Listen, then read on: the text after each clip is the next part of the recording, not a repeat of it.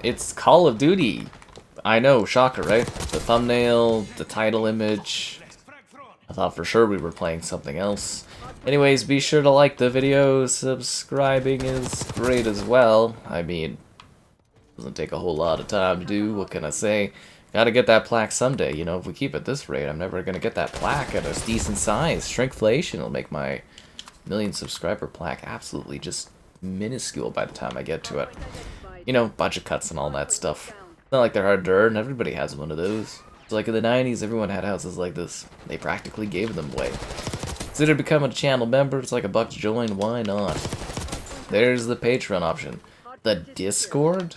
So you get the stream alerts and you can chat with a vibrant community of strange individuals. And there's an Amazon store affiliate link. Buying anything on Amazon, the link in the video description. I know, right?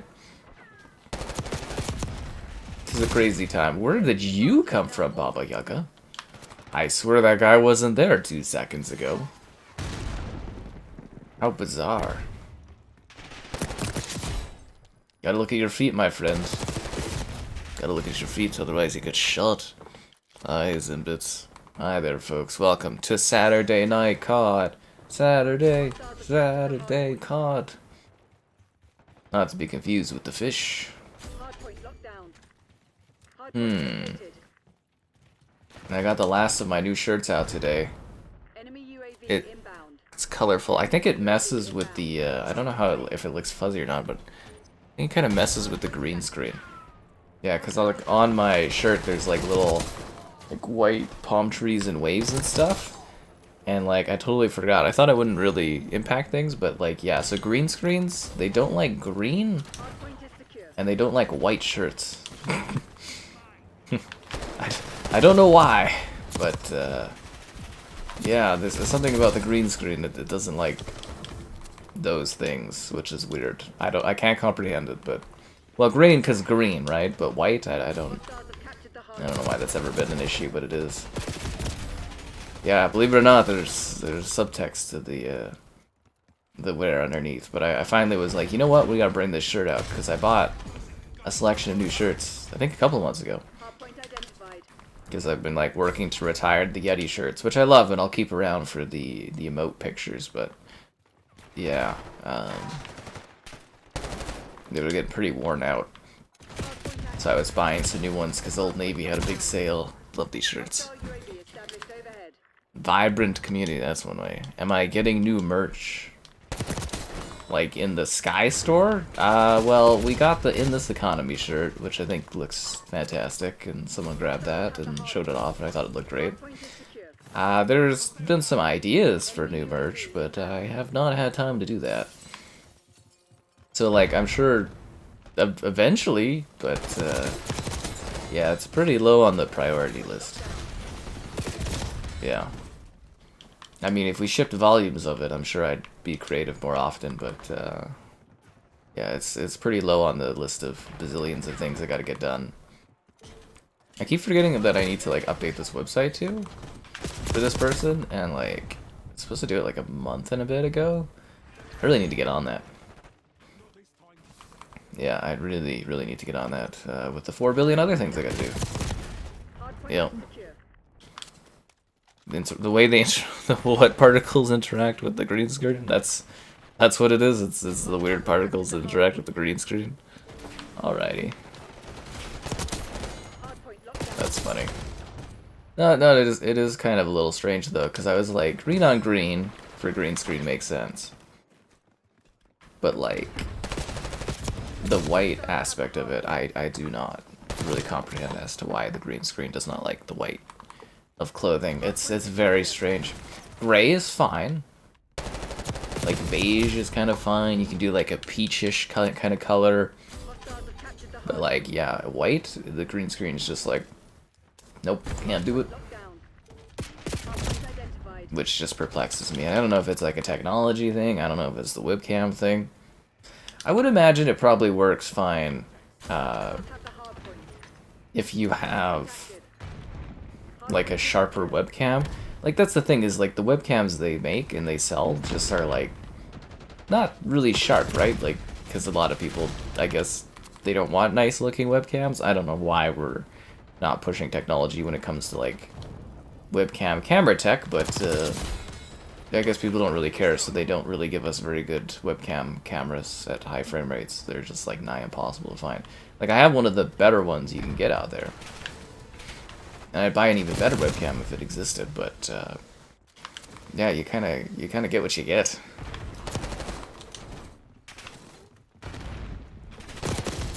Sadly, yeah. One-man show? Well, yeah, that's typically how it works, Mark, unless you're fabulously rich or pulling in high money. You typically do everything yourself. Except there's one guy that's incredibly persistent about wanting to do thumbnails for me, and I'm just like, there's no economic value in doing that. If there was economic value in having someone do your thumbnails, you would hire, like, probably a really big firm to do it. Overkill! Anyways, we had to say goodbye to my Samsung Evo hard drive, the 870. It was my recording hard drive. I lost, I think, 2 or 3 months of clips for top 10 videos, so I'm a little pissed off, but yeah, I cannot recover it. I could not get that thing to like be reformatted, so I can't even use it again. She's just dead, so rest in peace to that device. It was helpful. Actually, it was like only a couple of years. It wasn't even that old of a drive. I was like, Anyways, yeah, I guess some of them just fail, you know? It's just part of life. It's better that fails than like an important hard drive in my life, I guess, right? But yeah, saying goodbye. So now I have to go and like re-record a bunch of stuff, and I'm just like, ugh. I had some like sick clips on there for like top 10 videos, because you know I stored top 10 clips in case I ever need to do a top 10. I can just summon clips, right? And yeah, now I've switched to recording them not through the Xbox, but I'm recording them via like the capture software. But it would be nice to have. I probably lost some sick montage clips from Halo 2, or Halo along the way as well, from MCC and stuff. Ah, it sucks, dude. And screenshots, I had a bunch of screenshots on there. Not the biggest loss in the world, but man, am I a little, like, bummed out about it. I also really liked that drive, because it was one where Samsung was like, sent it to me to review, and I'm like, cool. They're like, yeah, you know, you can keep it and everything. I was like, awesome. And then after like a few weeks or like a month, they're like, actually, can we have that back? And I was like, no, you guys said I get to keep it. They're like, well, you know, and I was like, well, you did say I get to keep it in the email, so I'm not sending it back. It's like, I use it, and it's like, yeah, so. It had a fun story attached to it, but now it's dead. I tried to reformat it, I tried to save its life, it just... Sometimes that's how these drives go. They just die. I thought it was gonna die another day, but... Yeah, no. She's gone. So, rest in peace to that hard drive. A DSLR camera? DSLR? DSLR? I mean... like, you could put a fancy camera instead of a webcam, but, you know, it's probably not financially worth it to buy a fancy camera for webcam. Also, the fancy cameras, I don't think too many of them shoot 4K 60, right? So at that point, you're still better off getting like a webcam, right? Yeah. Like, I mean, the quality would logically be better, but it wouldn't be worth the cost factor of doing that. Yeah. Hello there. Pizza time. It's always pizza time. You talking about the turtles? Pizza time. Yeah, I love that. This side is all weird today. It is this side. Yeah, I love me some turtles. Hopefully someday we get to stream the turtles again. Teenage Mutant Ninja Turtles. Yes, hello there. Our first win? Well, you know, that's what I like to do. I like to start out strong. Anyways, if we do, what is it? What's the goal today? 140 concurrents? I'll drop you guys a juicy Xbox code. Let's see if we can do it. The hell is that? Did you hear that? It was like, it's like a weird sound from that. That's funny. Anyways, oh, I'm working on doing top 10s before the year ends. I've got a few top 10s in the work again, so that's why I was talking about clips. Cause yeah, you know, I'll download something through Game Pass, I'll like stream it, review it, and then I'll save like a minute-long clip on my like storage drive that's dead, and then I plug it into my PC and move the clips over. And I hadn't done it in a bit because I was like, oh, I hadn't been doing top 10s, and I'm like, fuck. Sucks to suck.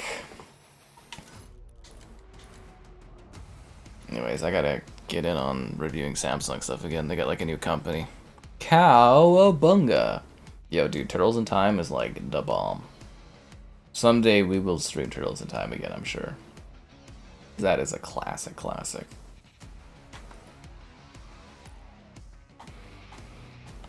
Kinda just want this game to come out already, so that, like, my time grinding gives me actual, like, progression, you know, like, Battle Pass progression or something. We're essentially playing the beta for fun. It drives me crazy. At least this music is fire. But yeah, no, I actually got a good night's sleep for the first time in like 3 days or something like that. Because, you know, I've been doing the late night shifts to get all these reviews done. Because it was like, this week was like Astrobot, Test Drive. Yeah, Astrobot, Test Drive, Ad Stream. Warhammer. That was one that was this week too. Warhammer, yeah. Totally forgot about little indie Warhammer. What else came out this week that I did? There was quite a few big games. It was a busy week. Oh, Quidditch. It was Quidditch. Was one too. And then the Black Ops beta. What a clusterfuck. Sucks to suck. I know, right? The winning circle? Is that what they call like the post game thing where everybody does like a stupid little thing? I don't know. I find it really cringy personally. Yeah, personally, I find the ending thing really cringy, but because they add that to all the games, where it's just like an extra root of like microtransactions, right? Yeah, I don't know about that. Like, I guess it's good to have praise for that, but yeah. Switch over to Modern Warfare 3. Oh, Dean. We must embrace the Black Ops. That's part of doing Call of Duty streaming. You cover the betas. It's tradition. We embrace and answer the Call of Duty beta.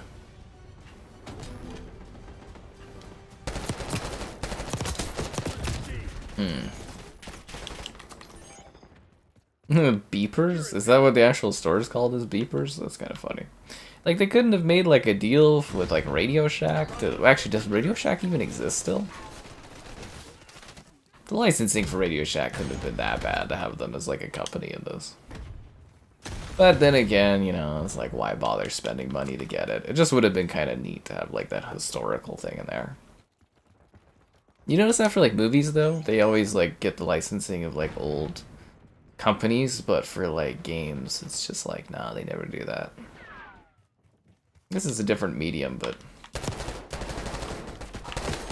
Like, for example, like Stranger Things, you know, it's like they captured the 80s, but they actually, like, have real places when they could very easily just have, like, fake locations. But I guess it's a nostalgia thing, too. The casting of Frank Stone. Monday, we're streaming that one. So there was an issue with the Xbox codes and something about the PR guy not giving, they were sending the code over right away when it was arrived. So, yeah, the casting of Frank Stone is currently scheduled for Monday night. We'll stream it, and then there'll be a review of it. So it's coming. That was the other game I was working on, too. So that one is coming, but, yeah, it's just going to be a couple more days, and then we'll sit there and we'll stream through that. It should be really fun. I'm looking forward to it, so... Schedule yourself some popcorn, guys, and maybe an odd drink or something for Monday night. Because we'll be going for, I think it'll take just under 5 hours to do, and that's like a story. It's kind of like when we streamed The Quarry. It was like a pretty story-heavy kind of like Until Dawn kind of game. So, yeah, it should be pretty fun. You know, pretty looking forward to it. Oh, Radio Shack is gone. Okay, well that makes sense. Because of the cringe. Sell you, of course they're gonna sell you emotes for the ending screens. The sleeper perk. I always call it double agent. The sleeper perk. I'm like, oh my god, there's a double agent. I think that's a better name than sleeper agent. I think like calling it double agent is pretty good. But sleeper makes sense because, you know, it's Black Ops and whatnot, but like the idea of you being a double agent. Hostile UAV established overhead. This sounds cooler too, but probably because of Splinter Cell, right? Probably because of Splinter Cell. Enemy RCS. Taking B. I hear that silly car zipping around. Monday, Monday. Yeah, the quarry, I quite like the quarry, but the twist kind of ruined it for me. Yeah, I would have preferred if it was just a slasher. I won't spoil it, I guess, because maybe some of you haven't played the quarry yet, but...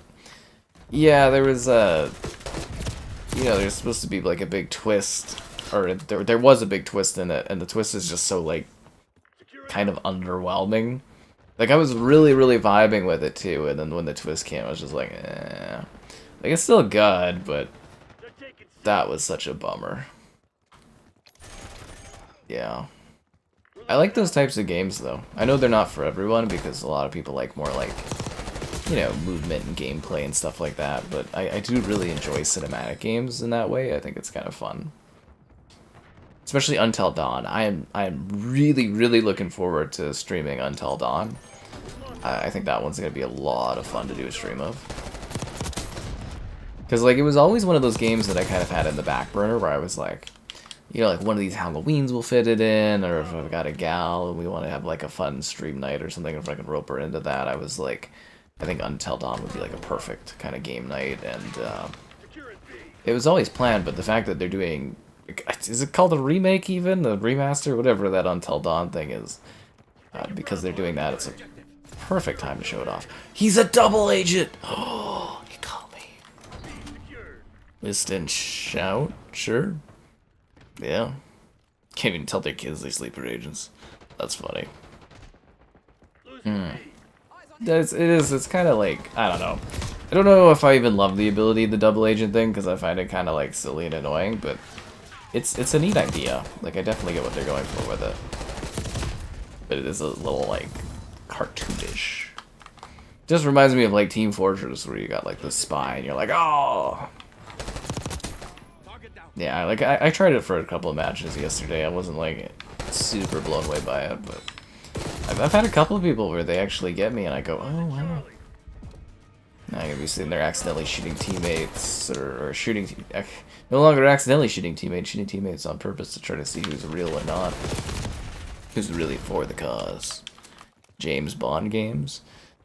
Well, we have a James Bond game coming. Isn't it 25? After 2025 or 2026? Something like that. Well, actually, no, isn't it scheduled for 2025? From the Hitman developers, IO Interactive, they're working on James Bond right now. So there's one coming. I'm very curious to see what they're gonna do with it, because we haven't had a non-Bond tie-in game for a very, very long time. Because the last Bond games we got were mostly kind of movie tie-ins. So it's sort of nice to have an original one. I guess Bloodstone. Well, no, it was still Daniel Craig, right? Right? Yeah, it was. It was still Daniel... Was it Daniel Craig? I'm trying to think of the Bond games Activision did, because there was Quantum of Solace, which is obviously a tie-in.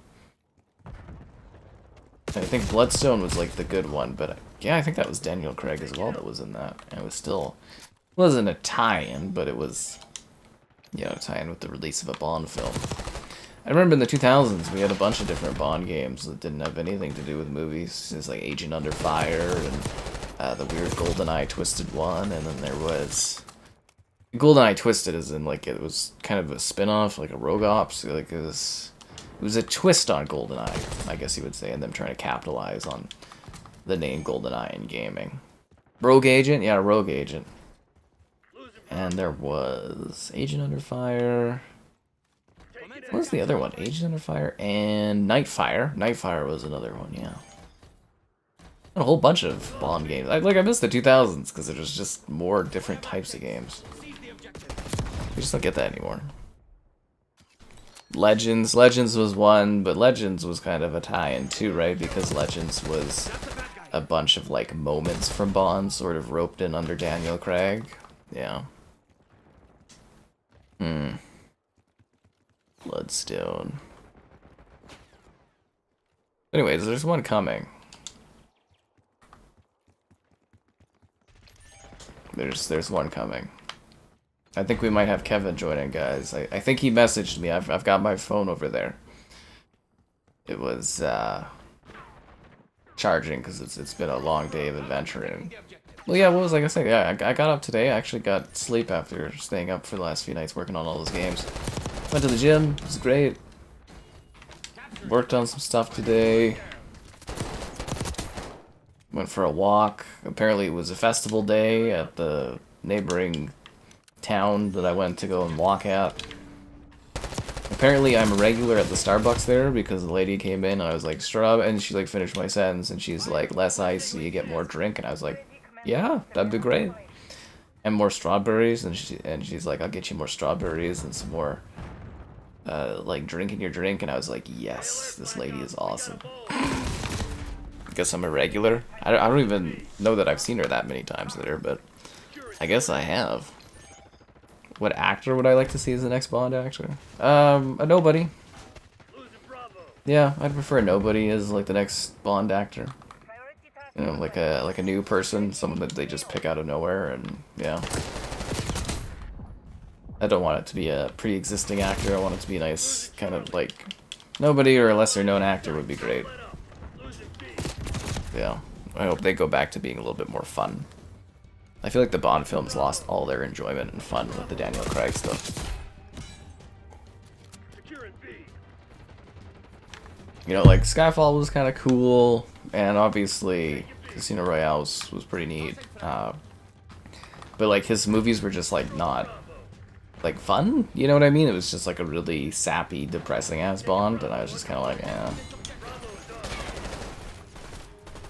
It's actually pretty jarring if you watch, like if you do like a Bond marathon and you start from the beginning and then you go to Daniel Craig, it's like such a stark contrast of like the different Bonds.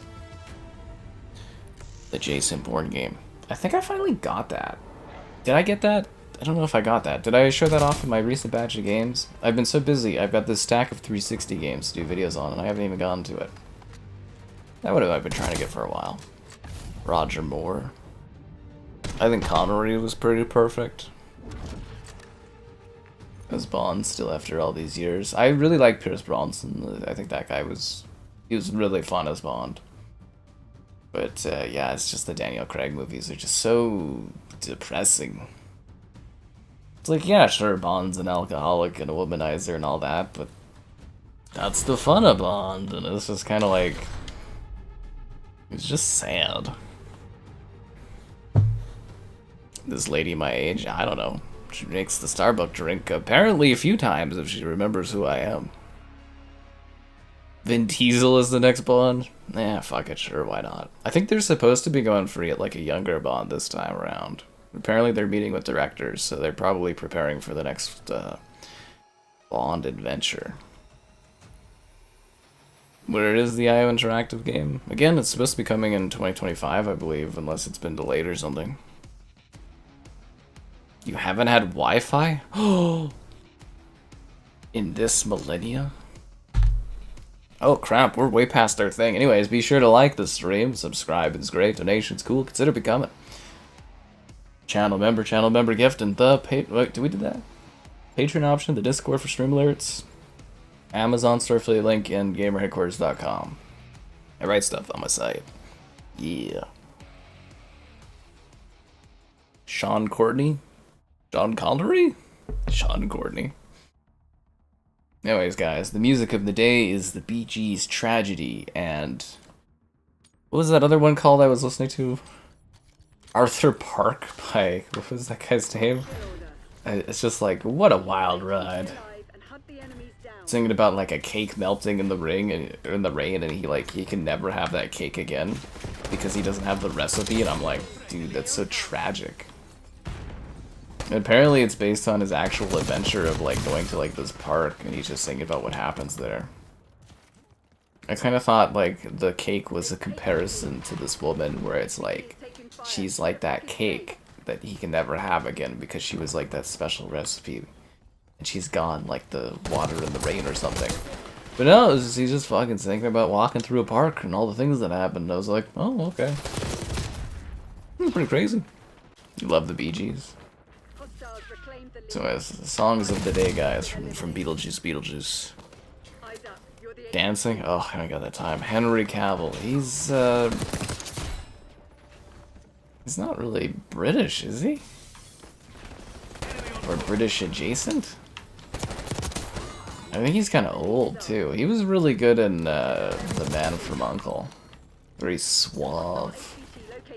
Can you imagine if they kept trying to make The Man from U.N.C.L.E. sequels, but like, you know, obviously that one guy is cannibal adjacent, or sorry, cannibal curious, or allegedly a cannibal, may or may not be. That's a hard thing to. That's a hard thing to sidestep. Sorry, honey, we have to disown you because of your cannibal adjacent intrigues. How hard is it to just not eat other people? Fuck. Oh, that's so funny. I'm the HVT. I got a chopper gunner? Oh my god, am I gonna be like kicking ass and chewing bubblegum? And being like all out of gum? Bum, bum, bum, bum, bum, bum, bum, bum. It's time to break hearts. Heartbreaker. Second language English. So he's from England? I think he's also too old. Again, I think they're going for like a younger Bond from what I understand in this one. This is the worst way to do a fucking chopper gunner. How am I supposed to kill anyone like this? Why would you do a chopper? This is the most worthless chopper gunner angle I've ever seen in my entire life. This is worthless. Why would you do the... Are you fucking kidding me? This sucks. Why would you set up the chopper gunner like this? This is worthless. This is actually a worthless chopper gunner. Is it like this on every map? This is horrendous. Man, this Black Ops game just fucking sucks, dude. It's hard to earn that chopper gunner, and that's the angle they give you? You can't see shit half the fucking time. You just see the wall. What the hell, dude? Man, this game sucks. Holy crap, England? Yeah, England would be cool. A female Bond? I don't want a female Bond, sorry. I have no interest in that. If they do a female Bond, I will not watch that movie. I'm so tired of the gender swaps on characters. Make new characters, make a new agent character. For example, we had, which I'm surprised they haven't done a sequel on, because I thought it did okay in the box office. The one with, was it Charlize Theron, where she's like an agent, and it's like a British thing, or not British, she was in like Germany doing stuff, and you know, it was really, was that Charlize? And it was like really aggressive and kind of John Wick-like, but I can't remember the name of it. It's been so long, but no, I do not, you know, again, if they do a female Bond, I'm sorry, I will not watch that movie. James Bond, he's a dude, he's a womanizer, he's an ass, you know, he gets the job done though, and yeah, I wouldn't watch that. In the past, I've been like, oh yeah, no, it'll be cool, we'll give it a chance, but yeah, I'm just done with them doing that with Hollywood stuff. It's like, make original franchises, or pick different characters to adapt. But yeah, if James Bond is a woman, I'm not watching that movie. Yeah, sorry. Especially with how they set it up in, like, was it No Time to Die? No Time to Die was an awful, awful film, dude. That was a bad movie. It's like they're just slamming that she's, like, taking James Bond's job in his face over and over again. I was just like, that's so weird. No. Won't watch that. And then they'll be like, this movie's not for you, and then, like, no one will watch the movie and it'll bomb, and yeah, no, not doing it. Yeah.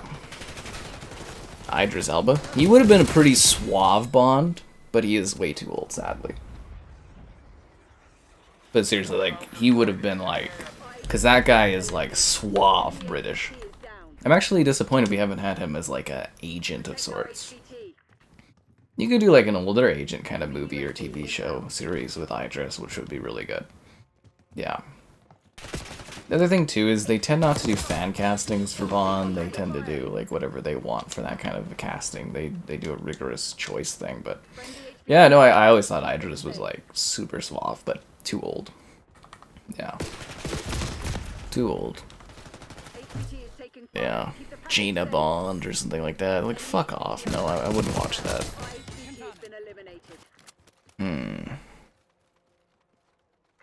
Laura Croft. Well, if she's like Laura Croft, if there was a James Bond woman that was like Laura Croft, you just make Laura Croft. You just make another Tomb Raider movie. HVT under fire. Repeat, HVT under fire. Scout post detected. Yeah, it's like Hollywood is lazy enough. Let's not do the weird. Yeah, I hate the whole gender swap thing. I'm just tired of it.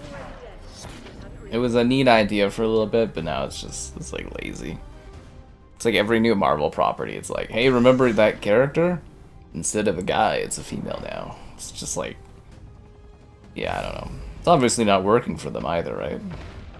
These movies have all done really badly for Marvel, and they're going back to nostalgia again. Nostalgia being Deadpool and Wolverine, and you guys lapped it up. Jaina Bond, something like that. Yeah, no. Radio before the screen? You do know James Bond is like a book, right? The Hyde and Fleming, they're novels. Like, James Bond is based on novels. You guys are killing me.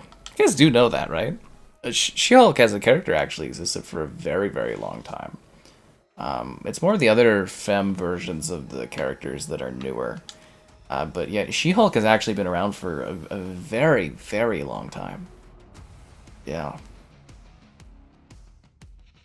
I can't believe they made a She-Hulk show that cost as much as it did. But then there was Star Wars The Acolyte, and I'm like, Disney needs to get their budgets together. Skull Bond? You guys are killing me tonight. I don't know, I just like...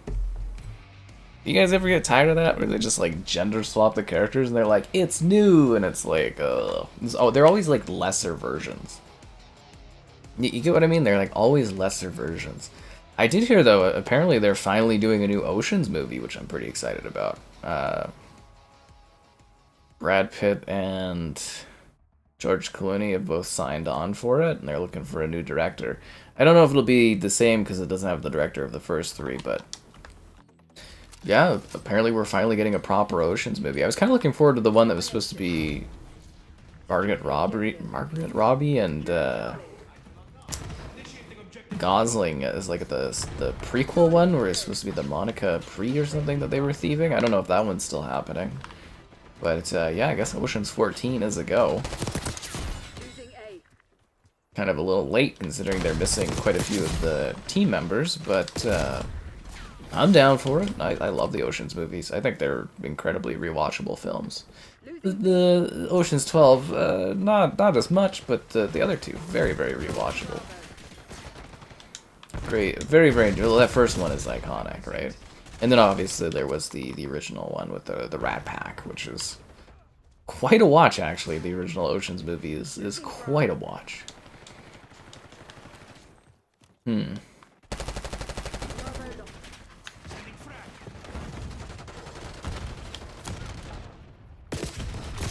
wonder what they'll be stealing now that they're super old. Well, they did Oceans 11, 12, 13. Then there's the original Oceans movie with Sinatra and his crew. And then there's supposed to be a prequel that they were doing with Margaret Robbie and Ryan Gosling, where it's kind of like they're the parents of Danny Ocean, stealing from the Santa Monica Grand Prix. Yeah, that one. And then there was like Ocean's 8, which was the Femcast with like Anne Hathaway, but they never continued that one. And yeah, I think that's all the Ocean's movies, right? That I can think of. But yeah, apparently they're doing Ocean's 14. They've got Brad Pitt and Brad Pitt and Clooney signed on, so I would imagine the others will probably sign on too. And yeah, Fun fact, the one sequence where Matt Damon is like, you know, the color grading and everything changes, I think it's Ocean 13, where he's sitting there, or standing there in the street, he's like, I don't know where I am, I don't know what I'm doing. I've wasted all my money. It was actually shot with like different cameras and stuff because they were shooting one of the Bourne movies at the time. And basically the director was like, hey, we need a shot for Matt Damon here in this part of the movie. And he's just like, okay, we'll just do it up right now. And then they did it like between takes, I guess. So a little bit of a fun fact for you. Fuck, this is getting bad here. A hot Bond casting. Well, James Bond is supposed to be an attractive, suave, confident dude that's, you know, again, a womanizer, an alcoholic, and everything like that, but it's supposed to be fun. They're fun movies. They're like thriller secret agent movies. They're supposed to be sexy and provocative, and he's supposed to have cool gadgets and cool cars and a cool watch and do weird, crazy stunts, and fucking, I am just dying, dude. Holy crap. I might bail out of this match. This is not going good. Once things pick up, I know when to quit. But yeah, it's just like, I hope they get back to that. I know they were like, oh, Austin Powers made fun of us, but you know, hopefully they get their act back together and actually do like fun movies again. That's what I hope. I want fun Bond films again. It's not depressing ones. He's just like, he got sadder and sadder, and then No Time to Die was just like probably the least fun I've had watching a Bond film. He's a double agent! Yeah, I really, like, genuinely hated No Time to Die. I really, really dislike that movie. Passionately. So, yeah, there you go.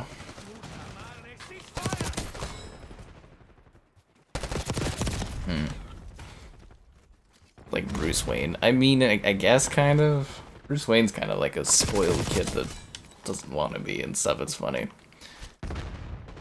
When they do gender swaps, they're trying to reach... Well, again, they're trying to reach a female audience, but that doesn't work. You have to... As much as the modern era tries to, like, do everything for everyone, you have to reach to your strengths. And something like, you know, if you want female audiences, you need to actually create stuff that female audiences want. You know, it's like some of you may dislike the Barbie movie. I don't know. I thought it was okay. But, like, you know, that was a movie specifically targeted for women. And guess what? It did fucking amazing numbers. We're leaving this match. We're not playing the rest of that lobby. Sorry if you guys were doing well, but we're getting out of here. Anyways, I think Kevin wants to join, so I'm going to pipe his ass in here. Yeah. Sin City? Well, Sin City is not a weird movie. It's like, it's a very specifically aesthetic movie in terms of trying to be like a comic book, like, as a film. It's really neat. That's what we were talking about. Someone was like, oh, you know, they should do like a female Bond, and I'm just like, no, no thank you at all. What would Bruce Wayne be without his billions? A really buff dude that goes out in the middle of the night and beats the crap out of people is what he what he would be. Yeah. Okay, that's weird. You haven't heard Ocean's 12 in a while. Well, I just did it. I kind of like that one, but it is kind of like really silly, right? Because that's the one where they are trying to make back the money to pay Benedict off, and then there's like the Fabergé egg, and then they do like a silly thing with like Juliet Roberts and stuff like that, and it's a little weird. I don't mind it, but it's not the best of them for sure. Yeah. You don't watch movies? You should. Movies are a lot of fun. Can you join? Yeah, dude. Did somebody do the play thing? People are always welcome to join in. You have to join yourself and not be, you know, a pain in my ass. Anyways, Kevin, I'll pipe you in, Kevin. Kevin's here, guys. Hey. I think you sent me something. We were answering the call. Answering the call. Yeah, I couldn't see what you sent me, but I figured you wanted to join. My phone's charging, so it's like where I'm sitting, I can kind of like squint and see what it says. I just got home now, yeah, and saw the message you sent. I went out, a buddy came from Edmonton, so we all got together, and we went and saw Deadpool. Oh, cool, yeah, how was that? Yeah. It was a good movie. I enjoyed it. It was fun. Keep the Yeah, fire it safe. was a lot of fun. I did like to defend what you were saying. I do get what you're saying. It's not like it was like super deep or anything, you know. Like it was just fun, Finish the but it job. was Hostile fun. scout post and You know lost what I that. mean? Mm. We took out their A lot of the HVT. jokes were really good. Like without giving anything away, I liked the joke they made with the multiverse thing. I think you can They talk about it, all Kevin, the, because it's been a month, right? It's been long. Yeah, I was late to it. Okay, cool. Yeah, when all the other Deadpools come out and they were kind of making a joke of it, he's like, "Wait, guys, stop." He's like, "This multiverse thing, it's the one L after another. It's just not working." You know. Like, Yeah, it's very self-aware of that kind of thing, but also, like, in being self-aware, I was like, well, you guys know it, and you're still doing this? Anyways. yeah. Well, I don't know. I've heard from a bunch of people that they're like breaking away from the multiverse thing now. No. We're winning. Keep They're gonna finish the saga and then go on to other stuff, but, you know, the multiverse ends with, like, Avengers Secret Wars in 2028 or 9, HVT on site. Keep them safe. so you've still got 5 more years. What's it? They're dumping the Kang thing in that, aren't they? Kang's out, but now they're doing Robert Downey Jr. as Doctor Doom, right? HVT under fire. Oh, so that's gonna Yeah, be so it. to adapt Secret Wars, they have to do, that's the multiverse stuff. So then the next phase is the mutants, but yeah, so you've got at least 5 more years of multiverse. Falling behind, Crimson. This is Yeah. funny. So, better get used to it. Blade was really cool. I even love when he's like, "There's only one blade." There's always been, and there will only ever be, one blade. Yeah, that was awesome. Yeah. It was cool seeing a bunch of the characters. Stay till the very end. It was really funny with the Johnny Storm. Yeah. Yeah, I don't know if you saw that, but yeah, with Ryan Reynolds, Deadpool, like, yeah, everybody thinks I messed him over, but then he shows the clip and he was talking trash. Hi there. Oh, yeah, your buddy's happy that you're here, Kevin. Oh, shucks, thank you. Now hold it. We took Yeah. out their HVT. I always pipe Kevin in. That's how it works. How else would I say that? But no, I'm not gonna pipe Kevin. I'm I'll always pipe him getting in. hyped on this stream. HVT under fire. HVT under Oh, you guys. Yeah, we were talking about somebody was like, oh, they should do like a female Bond, and I was just like, no. That was the discussion so far today. Oh, that's funny. HVT is You don't think that's what I they will not need? watch that film. What do you I will mean? absolutely just sit that out. site. Take them out. That's No. funny. Like, sure, fun idea, blah, blah, blah. Yeah, just like, no. Anyways. You guys should have went and watched Beetlejuice. Yeah, no.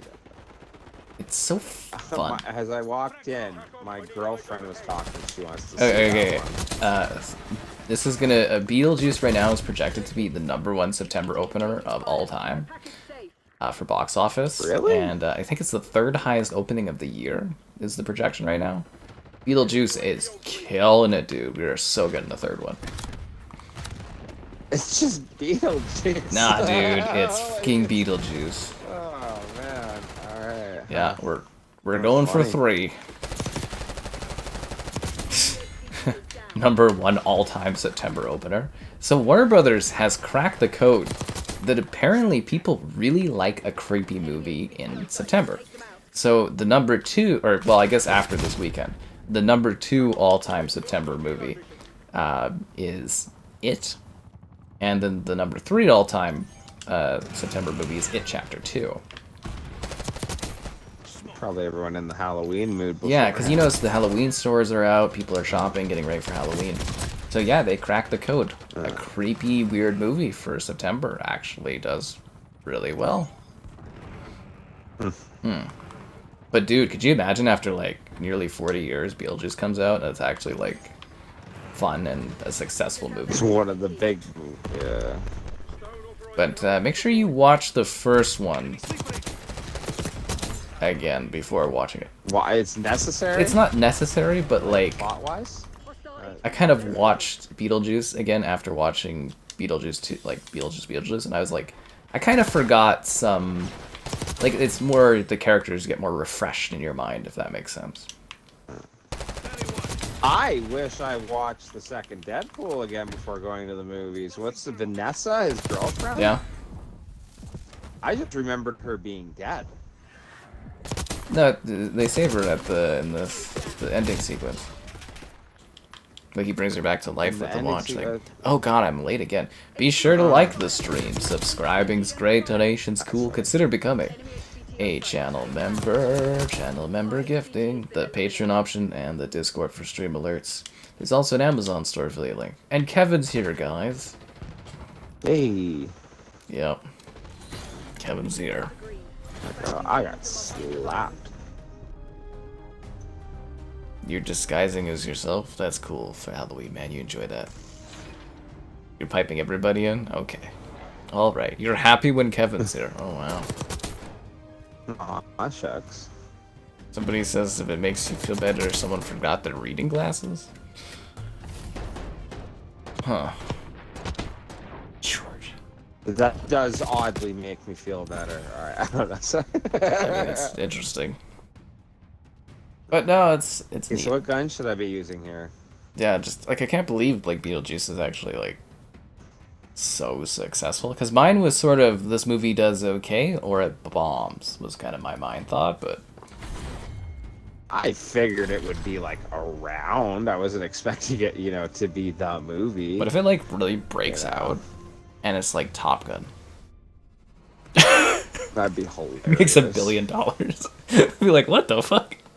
Top Gun blew me away. Such dude. a good movie. Like, that's funny. But could you imagine if Beetlejuice becomes like $1 billion thing? Keaton's just sitting there being like, huh, guess I should have done this earlier.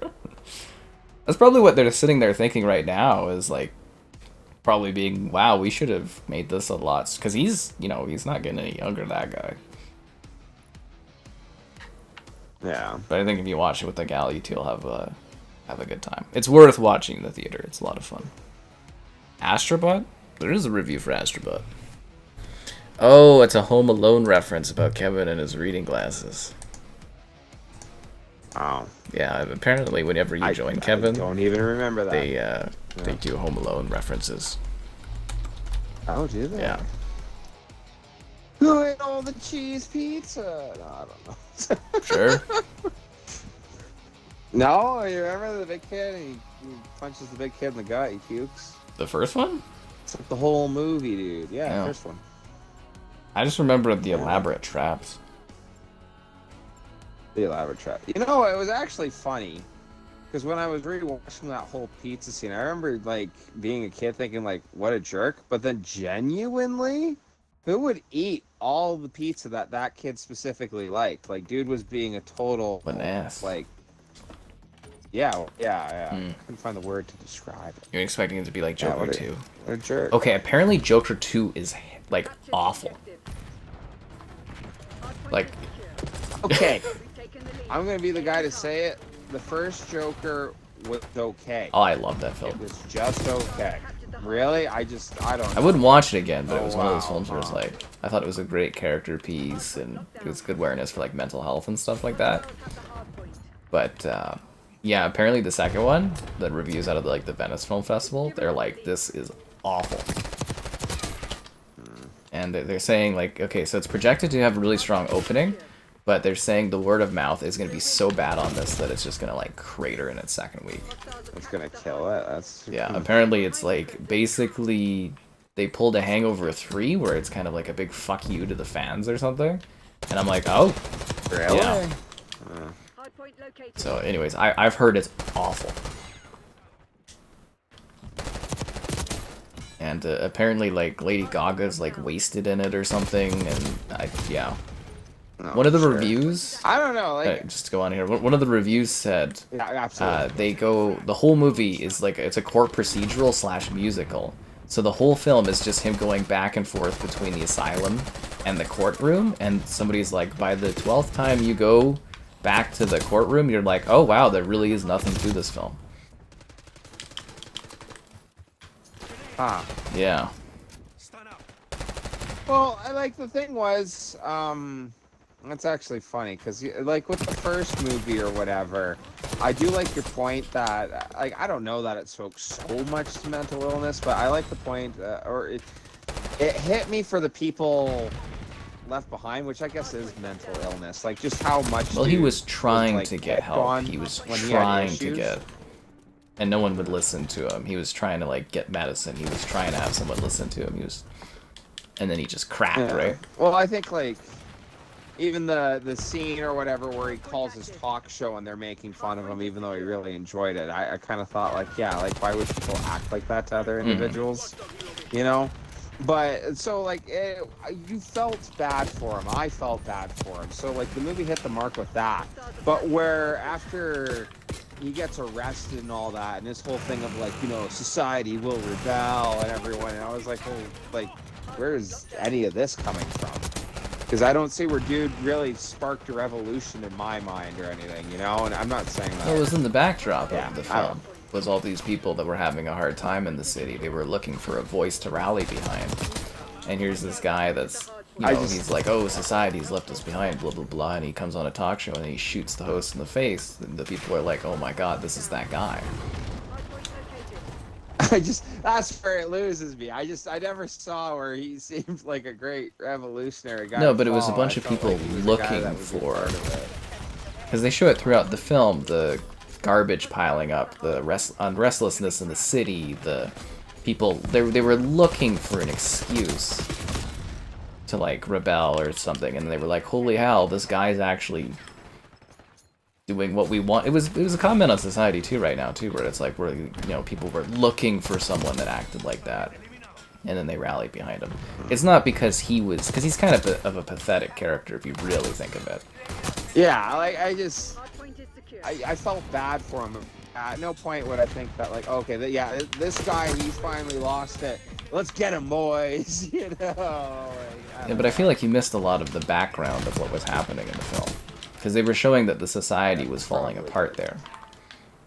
It's sort of like, you know, when society, there's issues and they're like, you know, rally behind a specific dude just because, you know, it factors into their cause or something like that. That was the idea.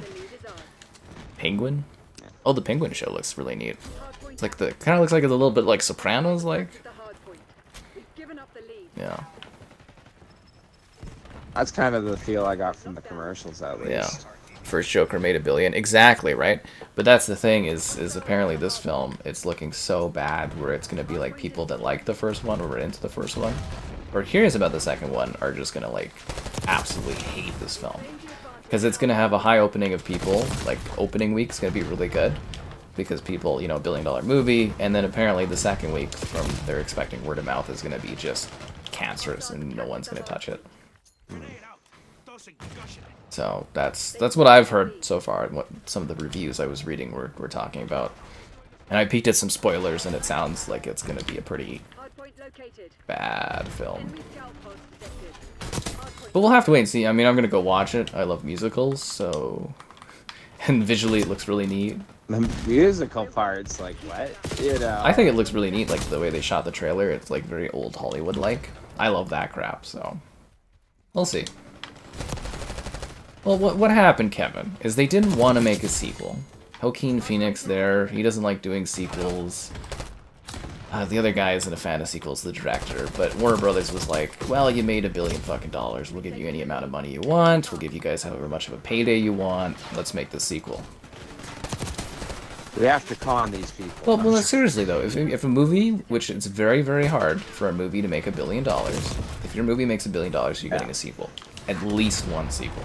Yes. No, it makes sense, yeah. Where you would push it as the studio, so on and so forth. Yeah. Jack Nicholson? Yeah, he's pretty peak Joker. I love the classy, like, smart Joker that Nicholson was. But then you've got, like, Ledger's, like, this chaotic version. My one issue with the Ledger one was, it's funny, because everyone's got their ideal version of Joker, right? And who's to say whose is the proper one, right? I always like the idea of Joker as just that psychotic that, why is it funny when an old guy falls down the stairs. It's not funny at all. He's hurt. It's horrible. Oh my god, that's someone's grandpa. But just how cruel that an old man in this reality is allowed to fall down the stairs and really hurt themselves. Like, what a joke. And that's what I always kind of like with the Joker, of just the funniness of like what an effing joke reality can be. And it's funny, the whole thing, the cruelty of it, all this stuff, and that, you know, like Batman's trying to see the good in everyone, and where Joker really struck me as a neat villain was that he was the opposite. Instead of trying to see the good in everyone, he just doesn't see where Batman doesn't see what, once again, the effing joke reality is, and that it's just hilarious. Isn't it funny that all this evil stuff is happening? Ha ha ha. I always kind of really liked that. And my one issue with Ledger was he was really good. Like, his performance wasn't bad, but he took it as a very sad, solemn thing. And I was like, no, man, I want my Joker to just be laughing to the end how crazy he was. I liked, the Arkham games. I thought their Joker was really well done. Yeah, Hamill. Yeah, actually, I keep going back to Hamill. But Hamill, I think, nails Joker for me. I like Nicholson because he's actually a Joker that's crazy and ridiculous, but he's got, like, a plan. Yeah, I like that. It's not my opinion. Everyone's probably already heard it, but that he represented a good, like, gangster side of things. Like, actually trying to make, a business, you know? Yeah, because, like, Heath Ledger's was just sort of chaotic evil. But it was neat to have Nicholson's where he's like, he's a pissed off guy, but he actually like has focus and a plan. Did Kevin like Oppenheimer? I haven't seen Oppenheimer. Oh, it's so good. Yeah. Which was funny because like when I was doing a couple of those classes and all that, the guys I was working with and all that, they were like, oh, well, what are you into? And I was like, oh, well, I like a lot of historical things. Instantly, everyone, oh, Oppenheimer, you gotta see Oppenheimer. It's, like, it's really good. Like, for me, Oppenheimer was a bit weird when because I was just eating, like, dinner. It was kind of, like, on. And I was like, the cuts of it, like, the choppiness of it kind of throws me off. But, like, as you watch, the choppiness just kind of, like, demands your attention, and you just can't stop watching, and it's just, like, 3 hours later. Yeah, like that movie commands attention. I think I would check it out for its take, but everything I looked up on Oppenheimer beforehand, Oppenheimer's like a chump. Like I feel like he's not a likable guy in history, you know. Like gave us the means to win the war. Yeah, I think we won it anyways. But it's a fascinating character piece, the movie though. Very, very good performances, and Robert Downey Jr. too. He's not in it a whole lot, but I didn't know he was in it. Yeah, didn't he get Best Supporting Actor at the Oscars for that? Very, very good performance. Very, very, and I guess, can I spoil Oppenheimer? I guess it's historical, right? Like, he's a villain. Yeah, right, yeah. Does the Manhattan Project work? I don't know. Don't tell me. You decide. Well, the movie leaves you wondering, Kevin, if it really did. Oh, I know. It's profound, but no, it's like he's very well from the perspective of Oppenheimer. He's a villain. Is Robert Downey Jr. He's very, very good. Okay. That's why he got the Oscar, but it's very, very good in that film. It's like you forget you're watching Iron Man. My thought. Is he shown as a villain? Yeah, Because that's kind of how I would want Oppenheimer to be shown. Yeah. Okay, is Oppenheimer a villain? Basically what I'm getting at. Yeah. I'm saying No. I'm saying is everything I've learned about Oppenheimer. He's not a good man. You know, like. But he made like a bomb when people needed it, and he like regretted it and fought against it his whole life. Just watch the movie. So yeah. Batman Returns. It's the second one. That one's great. Kevin Conroy, Mark Hamill. Yeah, they're pretty good. I thought that one was pretty well loved amongst everyone. Was the one where they've got Michelle Pfeiffer and DeVito's Penguin and yeah. Oh my God. Okay, apparently that's a really loved one because Becky my gal had me watch it with her, and I remember. Never heard of Yeah, this right. in Who my is this life. Yeah, right. But yeah, the gal. I'll do you one better, wanted Kevin. me I've to, never met that woman in my life. Thank you. There you go. Yeah, who knows? I literally don't think I have I? No, I don't think you have. Which Yeah. is funny, because like she was around. Anyways, but yeah, like she had me watch the movie with her, and I'm not gonna lie, I thought that was kind of a rough movie, but that's when she showed me that like no, it's like genuinely one of the most like Yeah, it's like a perfect film. And they've Yeah. got oh my god, who plays the mayor dude or guy that wants to be the mayor or something?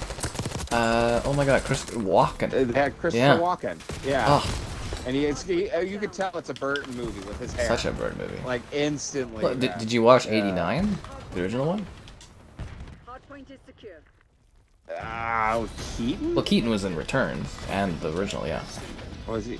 Oh, because what's it? I know there's Kilmer, Keaton. And it's Clooney. Keaton, then it's Kilmer, and then it's Clooney.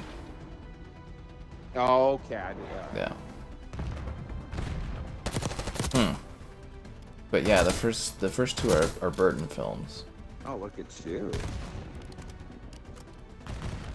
And then they wanted to make something that could approach the kids more, and yeah, it started to fall apart.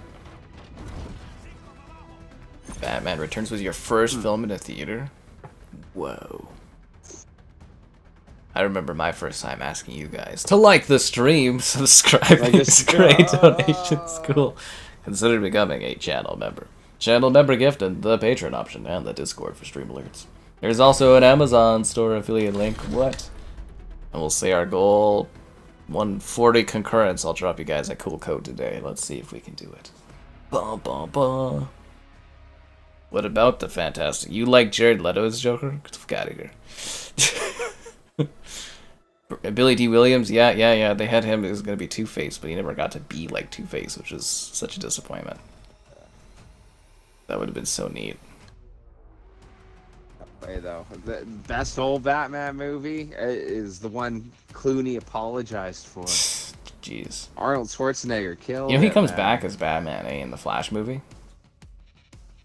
Oh, does he? That's hilarious. Yeah. What a dumb film that Flash movie is. I've only seen bits of it, but fuck, that movie is dumb. Which one is Kevin? The one that's talking. Yes. Some would say he's a legend. I disagree, but it's there in the name, so I can't deny it. I love it because I use it also for Steam, and I'll be running around like hell let loose, and everybody in the chat like, is that the Legend 27? It's like, The that's Legend. Me, The man. What did Kevin think of Dune Part 2? Haven't seen it. Still haven't. The first one was really good. I know how it ends because of the 80s. I don't think they drifted too far from that. It's pretty faithful to the book, but they do change some things. Yeah. They do. Okay. They're fast tracking the third one. Oh, are they? Oh, they didn't even finish the story in the second one. Story never ends. They're gonna adapt. Messiah is gonna be the third one. Then they're done. Ooh. Except for spin-offs, or someone else will take over. Paul Atreides in his space crusade. The Holy War, I think that's what they call it. Yes, the Holy War. You love Jared Leto Joker. That's fascinating, man. I haven't met too many people that can say that with a straight face, but That like that, yeah. yeah, everybody has their favorites, right?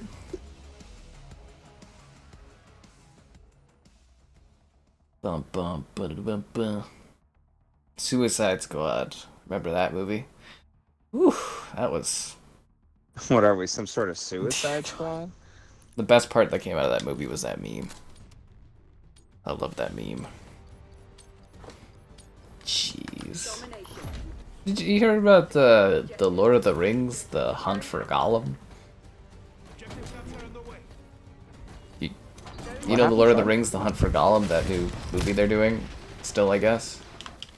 Oh, yeah, Yeah, so Sir Ian McKellen, Gandalf, he says he's back. He's like, as long as I can breathe and still walk, all come and do it. I'm just like, oh cool, we're gonna have a barely movable Gandalf. Hostile UAV And I guess Legolas is back, Orlando Bloom. Oh, Yeah, really? because I guess Andy Serkis came to him like last week, and he's like, "Dude, we want you to come back." And then Orlando Bloom's was like, "How does that work?" And he's like, "AI." And Orlando Bloom was, "Oh, okay, cool. Yeah, let's do it." Yeah, that's So we're gonna get a really awful CGI'd AI'd UAV established overhead. Legolas. Legolas the whole movie. I don't know if you remember how bad was- he looked in the Hobbit movies. The Hobbit. He looks older in The Hobbit. I was gonna And get at that. CGI'd Like, still, like really badly. absolutely beautiful man. Yeah. You know what I mean? But like, yeah, he looked older. So they're bringing them back. The Hunt for Gollum. That was the one thing with The Hobbit that I kind of felt too with like the Disney Star Wars was that was the last time we got like Christopher Lee as Saruman in that. So, yeah. It's just, Lockdown. oh what it god, was. you think they'll CGI him into the Hunt for Gollum? Taking C. That would be horrible, dude. I could see that happening. The sound bites of one or two lines. Yeah, well, I mean, if they're AIing Orlando and he's still alive, Securing B. Oh. We're losing Alpha. that it just sound like I don't really want The to Hunt for watch so that. what? It's supposed It's to a Gollum be movie. in like Securing Charlie. The Hunt for Gollum. I can't. I used to remember the amount of years. It's ridiculous. It's like a couple decades. Frodo has the ring. Yeah. Losing B. Yeah. So like, it's in that time frame. It's kind of a prequel or something like that. Who knows? Okay. I don't like. Is that something to go watch in the theater? The Hunt for Gollum. UAV established above UAV. I just like. I don't think I would pay to go watch that. I don't know. I might check that out. I don't know that I would go to theaters for it. Might wait for the word of mouth to go around. I'm gonna pull a Matrix 4. We're losing I talked with our buddy how bad we were gonna go see that. I was like even making him like promise, like, dude, you're gonna take me to that movie, right? And he's like, yeah, I am.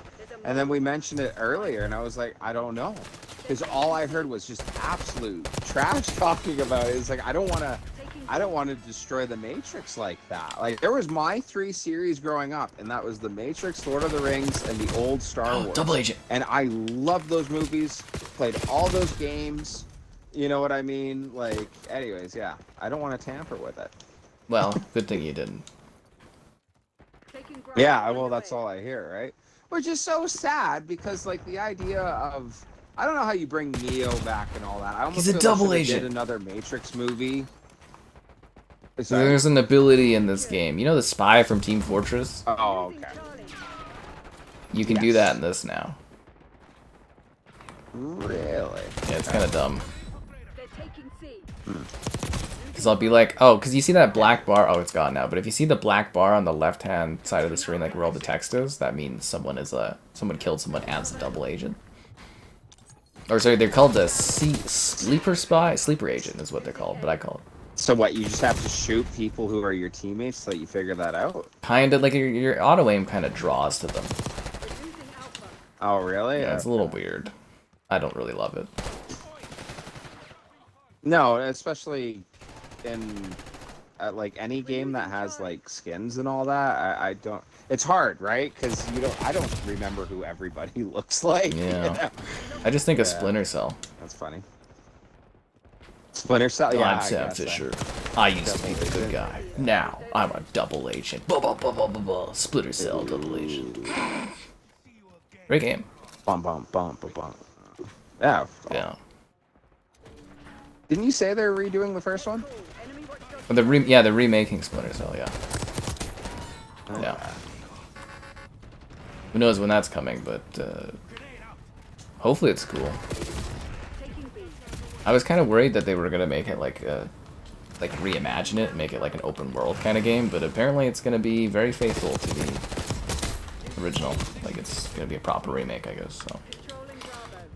can't wait to see how that turns out. You know, these games have been around for a while when they're all getting remade, eh? Zone C secure.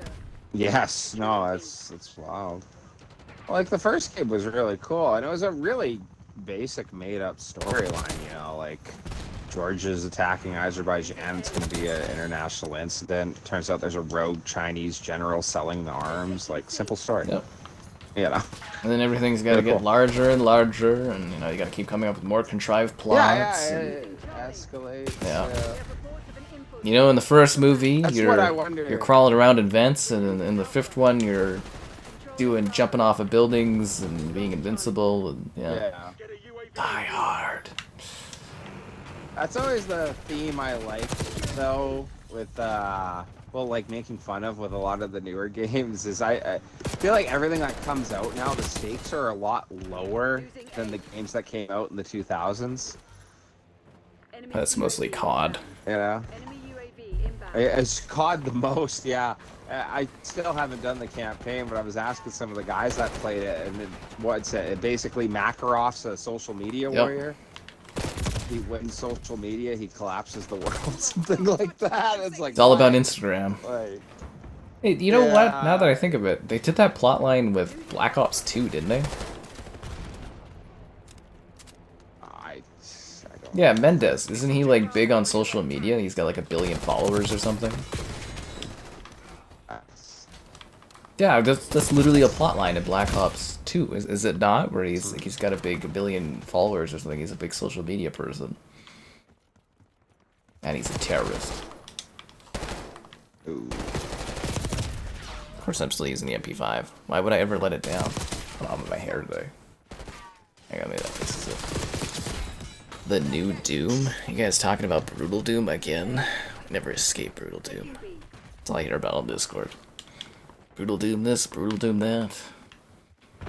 I want the cuddly Doom. Should at least talk about Doom the Dark Ages. Oh, you fucking camper. What? That is your reaction. Just hiding around a ledge. It's like, seriously. Anyways. Beetlejuice this weekend, guys. Check it out. I actually liked it. I feel like I should pull us out of this match because we're getting our asses kicked. But I just started doing good. Yeah, do what you do. You want that too? That's funny. Yeah, that match was going bad. Bad. I think they call that an ass kicking. He makes a viral YouTube video as the ending of Black Ops 2. Yeah, exactly. There we go. I'm right. It's a viral. Yeah, it's the end. I just like the idea that if you were to start the situations of the old Modern Warfares, it wouldn't matter what social media profile you had, it would just get shut down. Oh, You no, know, definitely. like, yeah. Bum, bum, bum, bum, bum, bum, bum, bum, bum, bum, bum.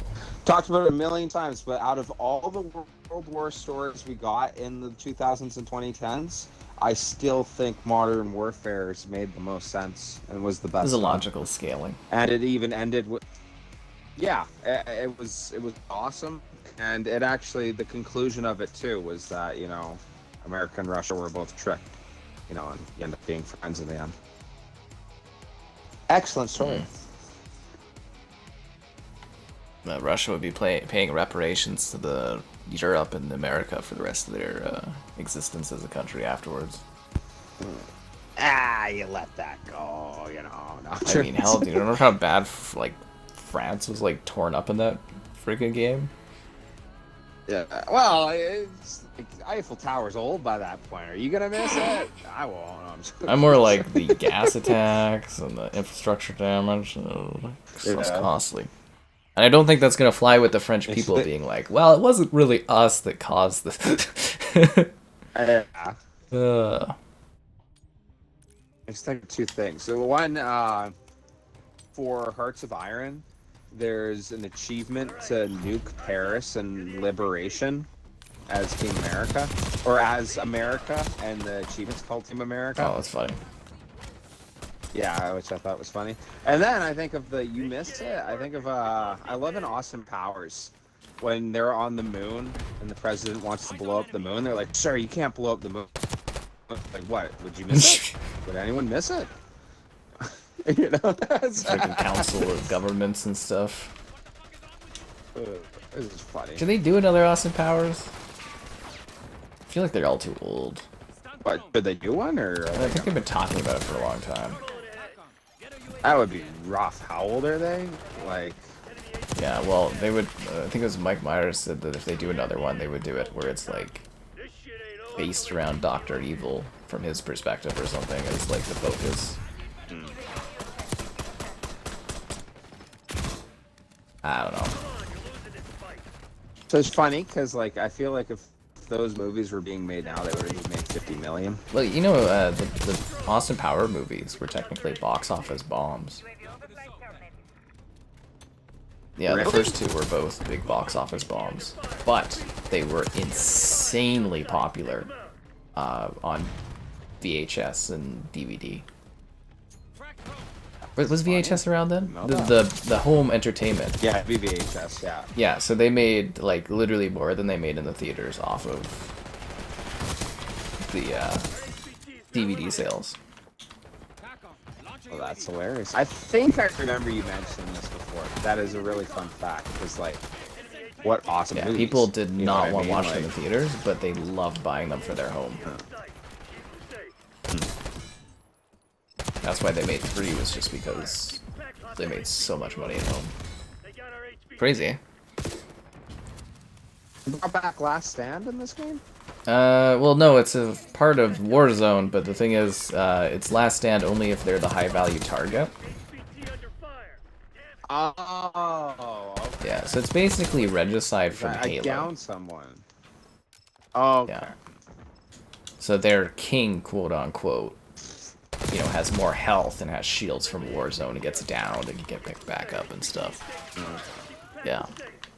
Robert Downey Jr. is Doctor Doom. I think that's a terrible idea, but whatever.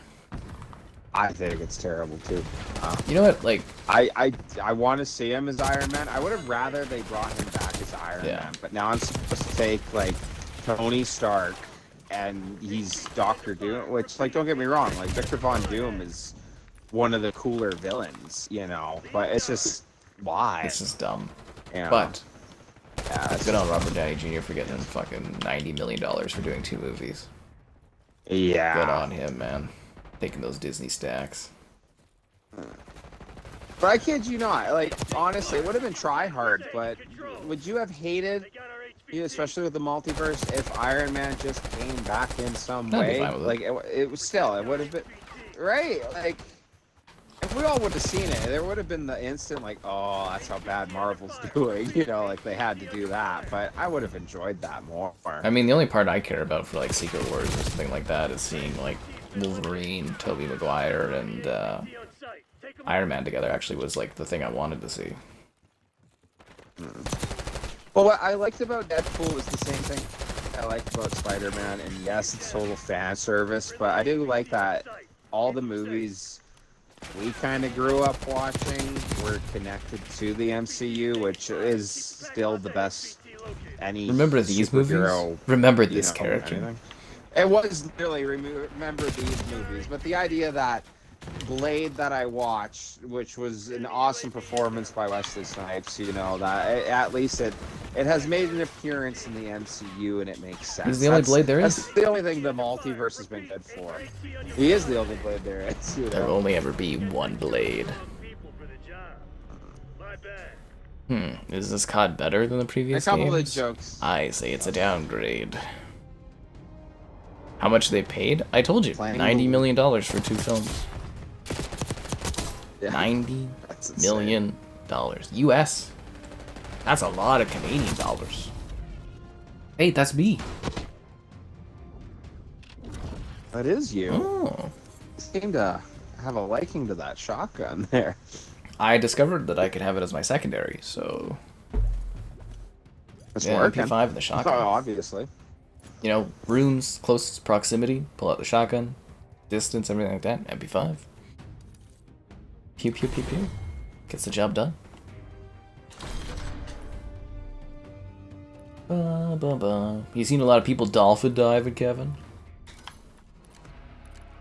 I'm frustrated every time they do. It's not as bad as like the clips I was showing you. I just wanted to show you like the side of social media I was getting for this, and it was like clip after clip after clip. But I loved you joking that like, calm down, you know, it's just montage. They are. They're just like less than a minute long montages, right? Bum, bum, bum, bum. Apple. Why would Apple acquire Star Wars? Apple doesn't really buy things. I don't know if you guys noticed that, but they make like little minor acquisitions, but they don't. They're not really a company that buys other companies. Traditionally. But also Disney's not gonna let Star Wars go. That would be dumb. I can make more than Robert Downey Jr. I don't think I will ever make more than Robert Downey Jr.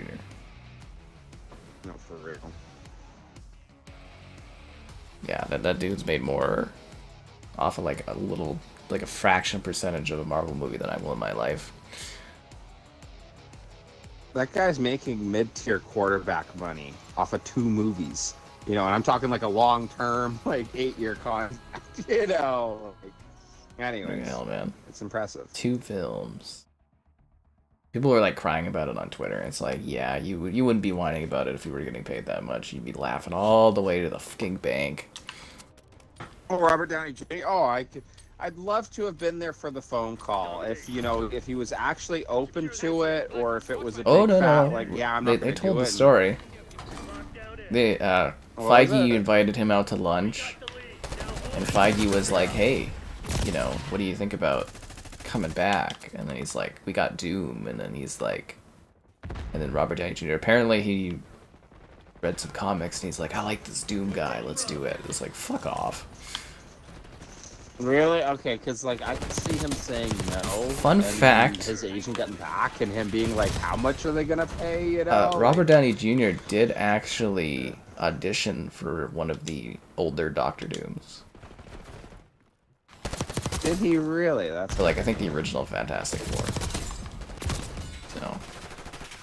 It's just send me to the universe where he was never, where we had another Iron Man we loved, and now he was playing Doctor Doom. It's just, it's so cheesy. It is fascinating how this all panned out, though. Because, like, Chris Evans, you know, did the whole Fantastic Four reference. It was funny because it was a joke of itself. Yeah. But the idea of, like, trying to make that, like, a serious role for the next little bit, like, no way. It wouldn't have worked unless it was a joke of itself. I don't get why people hate those movies so much. They were okay. The Fantastic Four, I don't know. I watched them. Second one wasn't good, But I don't think they were great. they were alright. Like a couple of them, I was talking to my one buddy, he was like, yeah, he watches the old Ben Affleck Daredevil. Like, I thought that movie was trash. You Electra fan? Trash. Possibly. The only way I could explain it. Electra. Yeah, no, Apple, they just buy small companies, they do not buy larger ones. But I think if they are serious about film, eventually they're going to have to buy one of the legacy companies. If they actually want to have a serious subscription service for film, they need like a back catalog, and the only way you achieve that is by buying a legacy studio, and they're all up for sale. Like, Warner Brothers is like, has been desperately sucking up to Apple, hoping they'll buy them, and Apple goes like, and you guys make Discovery Channel shows? Like, he's like, we're Apple, you know, we don't do Naked and Afraid or something like that. It's kind of funny. The only thing we do is ask for your likes on the stream. Subscribing's great, donations cool. Be the channel member. Channel member gifting, the Patreon option, and the Discord for stream alerts. There's also the Amazon store affiliate link. But yeah, no, Zaslav or whatever, the CEO guy of the Warner Brothers Discovery. He was the Discovery guy, and, you know, then he became the head of the Warner Brothers Discovery thing, and yeah, he keeps trying to suck up to Apple to have them buy him, and then I guess Tim Cook was like, apparently just kind of made fun of him and been like, with your, like, reality show crap, it's like, that's not what we do at Apple. That was funny. I really do think Discovery, like, just devalued Warner Brothers like crazy. I actually feel bad for Warner because they keep getting like shoved around to all these like crappy places like AT&T, and then Discovery being merged with them. Oh, terrible. Well, Warner is like one of the few legacy studios that remains, and it's just like, it should be bigger and better than it is, and it sucks that it gets treated as it does. fuck. Scud never left. Scud never left. Ah, these guys are tearing us up with these kill streaks. Where did these come from? Like, what the hell, dude? They like sniping or something like that? Where are they getting these kill streaks from? I don't understand it. Because we're winning, so they're not getting score streak points. Are they like camping or something like that? You're not gonna be a member unless you get gifted? Well, why? It's like $1 to join. It's not breaking the bank. Yeah, I pose you this question. Yeah. Come on. At least you could do is not whine about it. That's funny. There's a spy in our ranks. Watch your six. Your Bravo underway.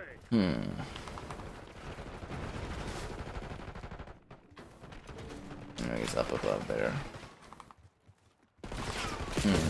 Anyways, what do you think of the beta? Securing Charlie. Um, Hostile counter UAV It's a downgrade from Modern Warfare 3. You can say it, Kevin. It's yeah, okay. I actually, I kind of like the other one better. The maps suck. The gameplay's not as good. This is the longest development cycle they've ever spent for a COD. It's not a good game. Apparently, these are their best maps. So fuck me, man. It's actually, it's not even so much the movement, but something about the gunplay. Do you not feel it though? I'm too busy looking at the desaturated, awful backdrops, the bad aesthetics, this poor map design. Yeah. The look of this is really neat. The oil fields like burning in the distance. But it's sort of like just this like ugly kind of like grayed sort of environment. Like it looks like a map from the 360, like it's just, it's so like bland looking. But my issue is it's kind of like Ghosts to me, this game, where it's like the environments are sort of like overly large. So there's like a lot of downtime where you're sort of slowly walking to places and yeah, it's ugh. Like when I play it, I just want to go back and play Modern Warfare. But I'm stuck with this for a year, so you know, I'm embracing it. Is the next one taking 2 years, or What do you mean? like the COD after this one? Well, this had a 4-year dev cycle. They always have 3-year dev cycles unless things get like pushed up or pushed back. Securing One thing I really like is as you go to the corners, your character seems to lean. I just don't know how much like Contextual leaning. I'm exposed when I lean. That's been a thing for a lot of these for quite a while now. They have the contextual leaning. Yeah. Well, like you can mount, which I do a lot, but like without mounting, if you get up to a wall, your character will kind of lean a little bit. Yeah, contextual leaning. I haven't noticed it in the other games. You can also press in the right stick and your character will like sort of lock onto that wall and sort of like lean off of it. Yeah. Yeah, you mount to it, yeah. What would I give this beta? An uninstall. I give it a big sky thumbs down. It really is lackluster. I wasn't expecting much, but I was like, dude, you guys had 4 years to work on this. I was expecting like something that at least innovated the gameplay. And I don't know, man. It's just like, really, Treyarch? Like, this is the best you could do with 4 years? I don't know. I'm just shocked. I think it also explains why, because remember, like, the rumor from, like, I think 2 or 3 weeks ago is that, because it's supposed to be 2 Black Ops in a row. So they were supposed to do this one, and then the next one was supposed to release with remakes of Black Ops 2 multiplayer. But allegedly, they're pushing that back, and the next game's going to be Modern Warfare 4. And after playing this beta, I can think that maybe the executives looked at this and they're like, oh, fuck, dude, we need to retool this. Because this is like a mess. Yeah. A lot of YouTubers are saying it looks good. I don't know, dude. I actually, for once, the Twitter COD people are saying it's bad too, which is good, but I don't know, maybe some people just say it's good so they get access to things and that, but I'd much rather play another year of Modern Warfare 3 over this. Like, I really hope that this shapes up a lot from, like, beta to the full launch, but I know it's gonna be pretty similar, and just... This just ain't it. But Kevin, we need to see you in front of my character do a dynamic dolphin dive. Like a really heroic one. Yeah, like Modern Warfare 3. It's just funny. I actually didn't hate 2019. A lot of that one's like the favorite for a lot of people. Yeah, that one was decent. I didn't like what I played from Modern Warfare 2 though. But when I played Modern Warfare 3 with you, I don't hate that game. I've put quite a bit of time into that. Your favorite? Well, I've slowed down Vanguard. now because like the magic of it. Oh, easy. Kevin gets high on Vanguard. No, it was funny because the couple times I would play Vanguard, the gameplay wasn't bad. It's just I reject C clamping an MP40. That's lame. That's lame. Like, that's how they did it. Anyways. Oh, thanks to the donation there, Mike. Yeah. Right. Yeah. Waited so long for a good Black Ops? Dude, I've been waiting since fucking Black Ops 2 for a good Black Ops. Oh, God. Like I keep saying, Treyarch just... They don't have it. They just don't. Like, a lot of people give Infinity Ward crap, but man, it's... Like, when all the big innovations happen in Call of Duty, it's because Infinity Ward's driving it. What about World at War, dude? 2008? I mean, World at War was great, but let's be real here. It was a copy and paste of Call of Duty 4, right? Like... It was incredible. Yeah, it was great, but it was literally, like, that was the closest I think I've ever seen the series literally being exact copies until Modern Warfare 2 to 3, where it was like... I would agree with it. Even the way the characters look. Exactly. You know, like, obviously different. Yeah. You skip Modern Warfare 3? Well, it's on Game Pass now. You can try it more easily and see if you like it. Give it a shot. Like, Yeah. as a guy who's really picky and uptight about his Call of Duties, I enjoyed that one.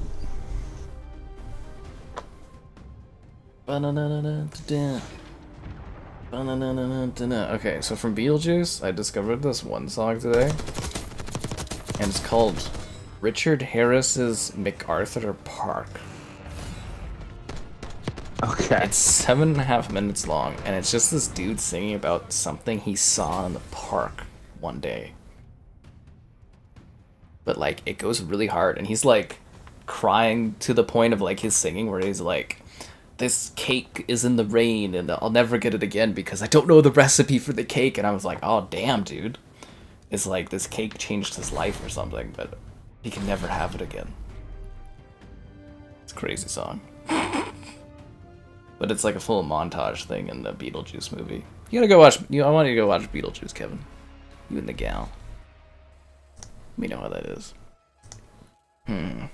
I'm trying to get like my sister to like go and watch it, because she grew up and she loved all the Tim Burton things and stuff. But the one thing she never watched was Beetlejuice. But she loves all this other Tim Burton stuff. The gun's almost never centered. That's to keep you on the edge of insanity. Black Ops 3. I can't stand the Black Ops 3, the jet boots. I can't do the jet boots. Like, I stomach it in Infinite Warfare, but in Black Ops 3, I can't do the boots thing. Yeah, I don't like that movement. Stop giving me Team Deathmatch, you son of a game.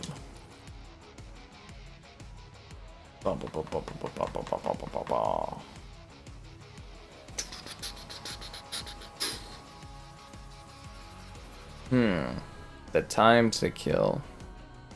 I think it's more like your distance changes the time to kill a lot, from what I understand. But I think one thing we can all agree on. I always ask for quick time to kills. That's all I ever want in Quick games. time. But the music in this game is fantastic, Kevin. My favorite part of this beta is the theme music playing right now, where it's like, in the fire, in the fire. I'm like, fucking awesome. Best part of this game, guys. You know, it's funny because like Star Wars Battlefront 2, I do really like that game. It's a fun game, but what drove me nuts with it was the time to kill. Because the first Star Wars Battlefront that really came out, like the new pepper gen, people in that game. that one was really cool. Yeah, that's my thing. Yeah, I don't like that it's... actually, my gal was just asking, I muted the mic, but she's like, time to kill, and I was like, well, yeah, it's like how fast I can kill you, and I like 1, 2, 3, you're down. TTK, yo. I was telling her that. Yeah, actually, you know what? You can almost put that 1, 2, 3 TTK. Boom. You know, it's when I'm 1, 2, 3, 4, 5, 6. Is he down? That bothers me. I think they were talking about Edward Scissorhands. That movie's really quite interesting. They were asking Ortega if she wants to do a femme swapped Edward Scissorhands, and she's like, I mean, it's a neat idea, but I think females need their own franchises. What a gangster play by her. Wow. Okay. Anyways, yeah. Could you imagine that though, being an actress or something, and like everybody just comes to you is like, would you like to play the female version of this male character? And you'd probably just be like, let's do something new. I don't know. Yeah, do something new. Give me a character that no one will. I actually really like that. Yeah, why not give Jenna Ortega a character that no one will say, oh, that's the female Edward Scissorhands. Give her a character that everyone will say, oh, well, that's just her. She's gonna get typecast or, so you know, hard. Yeah. Ortega, because she just seems to be like between Beetlejuice and Wednesday. Like she's just gonna be doing Wednesday-like roles. Oh yeah, it's all horror stuff. Well, what was it even? The gal was showing me the newer Sabrina Carpenter song, and she showed me the music video, and it was kind of cute, but it was just references to like horror film stuff. And even the director of the music video was a horror film guy. They kind of made the comment that like, oh well, you know, Jenna Ortega is kind of the queen of horror stuff right now, at least for like the Gen Z. Yeah, but she's gonna get typecast so hard, and yeah, I think the other problem too is they're gonna have her playing like high school type roles for like a long time. Oh man, if you're not 29 playing a high school kid, did you really make it? I always said that I looked young enough that I so should have been doing high school roles. Right? Oh, I love that in the original Scary Movie. When they're all sitting around and they're like, yeah, they made a movie of us, and yeah, they probably have a bunch of 30-year-olds playing high school kids, and yeah, obviously they're all like 30. Yeah, you know? I love that joke. Yeah. Awesome stuff, dude. Modern Warfare 3 doesn't have that issue. Well, that's just because it's a better put together game. Poor Sledgehammer, they always get like rush projects. I feel so bad for that studio. Well, Sledgehammer did World War II. Yeah. I like that one. That was actually... What other ones did they do? Is that their best one? Advanced Warfare, World War II, they did Modern Warfare 3, 2, and Vanguard. Oh, so they did the last Modern Warfare. So then I would say Modern Warfare 3, 2, and World War II are their best games. There you go, but they keep getting forced on the projects they don't want to do under extreme timelines. Like, I guess they revolted after they were being told that they needed to make, like, another COD really fast, and they're like, fuck you, we're never doing that again after Modern Warfare 3, 2 or something like that. Like, apparently the studio just, like, said no, as in, like, you know, usually the studio heads tell you you're doing this, but they were just, like, the devs literally were like, we're not doing that. You don't care for Beetlejuice at all? I mean, have you watched it? Like, did you watch it and not care? And that's totally cool if it's not for you and stuff. But if you haven't watched it, you should give it a chance. It's zany, it's wacky, it's fun. It's not exactly like cinema at its finest, but it's a good time. Net call. Sleeper agent detected. That's the thing too, like, people get really mad when I'm kind of like, oh, this movie's like kind of mid or so-so. But oh, he's a double agent! But, like, it's okay, like, a lot of movies are just, like, fine. Like, I really like Beetlejuice, but it's also, like, you know, again, it's not a cinematic masterpiece or anything. We've talked about it before, but I always loved it with the ratings, like when you give something a rating. that like 5, 6, 7, it's all Yeah, watchable. those are solid, like, You know like what I mean? 7? Especially it's 7, a yeah. solid film. Yeah, 7's a solid movie. Yeah. Yeah. You know what I mean? Like, and that's where I do love the term that if everything's a 10, it really downgrades the real 10s. Yeah, the gaming You industry know, has a 'cause, big like, I do problem love the with that. Review scores Yeah, are so well, it overinflated is. in gaming. Yeah. A 6? Well, it's like everybody just wants to see. No, people in gaming like expect high reviews, and that's really fucked up. But it's because you don't really know. Like, I love the point. Like, I would say the first Gears of War is just an absolute Yeah, it's masterpiece. like a 10, that one. In my mind. Yeah, Halo 3. Halo 3, I would tell any guy who likes gaming. 10 out of 10. Well, anyone 11 who likes gaming. out of 10. Yeah, that you should play Halo 3. You really It's a should. masterpiece. I'd even. Yeah. The other thing too is reflective reviewing on games is a thing too that's a bit awkward. If that makes sense, because it's like, I think when you're going to review anything that's really old as well, from like a retrospective perspective, it's really hard to balance out like legacies that have been built up around things. No, that's fair.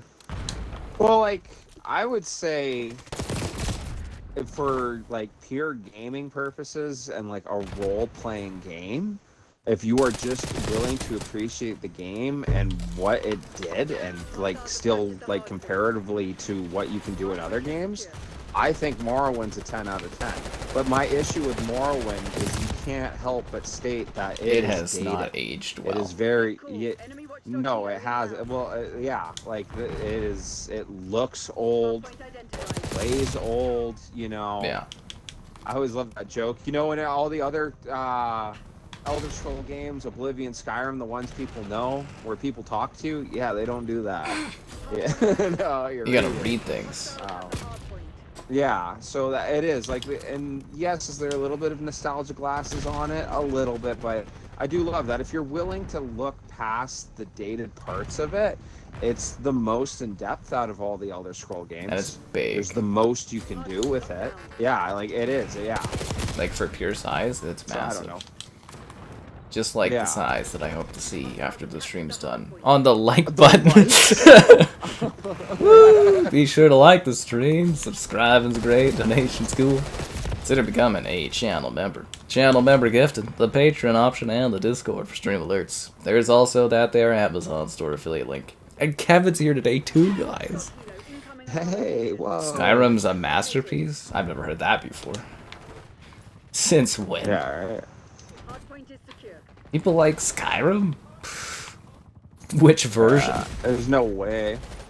I always remember my sister when she was talking about how, like, yeah, I bought Skyrim like 6 times. And it's like, oh god. Dude, the amount of Skyrim that exists out there is insane. Alright. Yeah. Stuck with old people. You don't care for Beetlejuice at all. Well, you might really like it if you gave it a shot. Like you said, you don't have any interest at all. And I guess that's fair. I mean, if you have seen a trailer and you're not into it and stuff, but I mean, you know, they're doing a sequel after 40 years for a reason, right? And there's some level of interest in it. I mean, hell, again, it's opening big. Like, it's gonna be like one of the big movies of the year for stuff, at least for opening. Although I have heard Hey, you said it. it's gonna be pretty domestic heavy. Oh, sorry. Oh my god. Yeah. That double agent thing. Yeah, I don't like it. It's silly. Yeah, you got it too with me, where I'm just like, I don't like the idea of it. Skyrim? I happened again. I can't. Have you heard about the indie game Titanfall 2? I've heard a little bit about it. You know, not much. That one always kills me. It's like everywhere online where people are just like, Titanfall 2? It's like, that game did not sell well. Sadly. But it's just so funny where they act like, it's like, have you heard of this little indie game Titanfall 2? Same with like Skyrim. Yeah, there's this great role-playing game. My favorite, you know, little indie title, The Elder Scrolls 5 Skyrim. I'd heard of it. Yeah. Sorry, we do the joke. I've mentioned this before, but like with Ubisoft, that's my favorite because we play a lot of Siege, and Siege, it messes up a lot, and it's always the joke of like, oh, I can't connect. And it's like, oh, they're a small company, you know, like, don't worry, they're working on it. They'll get it done. Well, all the resources I hope are it's on one day Ubisoft. the Siege 2. Allegedly, I can't remember, was that real or was that not? Allegedly, they're like actually working away at a sequel or something. Really? I thought they would never I can't do that. remember where I read that. I said it like 4 or 5 years ago when I got kind of sick of Siege, but everyone kept playing it. That it was like, I can't wait for Siege 2, because then it will divide the player base, you know, to which one's better, Yeah, that's always and fun. it won't be as big. Yeah, but then, you know, that never came, and then another 5 years come by, and I've just accepted that. Well, I'm always going to be playing Siege with you guys. I can't remember where I was reading that. I can't remember if it was they're literally doing a sequel or if they were going to do one of those 2.0 releases. You know, where they like retool everything. Yeah. It is a little dated. It is, yeah. No, it's been around way longer than they thought it would be, right? Yeah. Personally, I'd like a traditional Rainbow Six game again, but fuck, that's never happening. Yes. Still really, whenever it comes, but I love the idea of playing Ready or Not with you, because that game really plays like an old Well, we did, Rainbow Six game. What was that? That one? That was kind of like old Rainbow Six.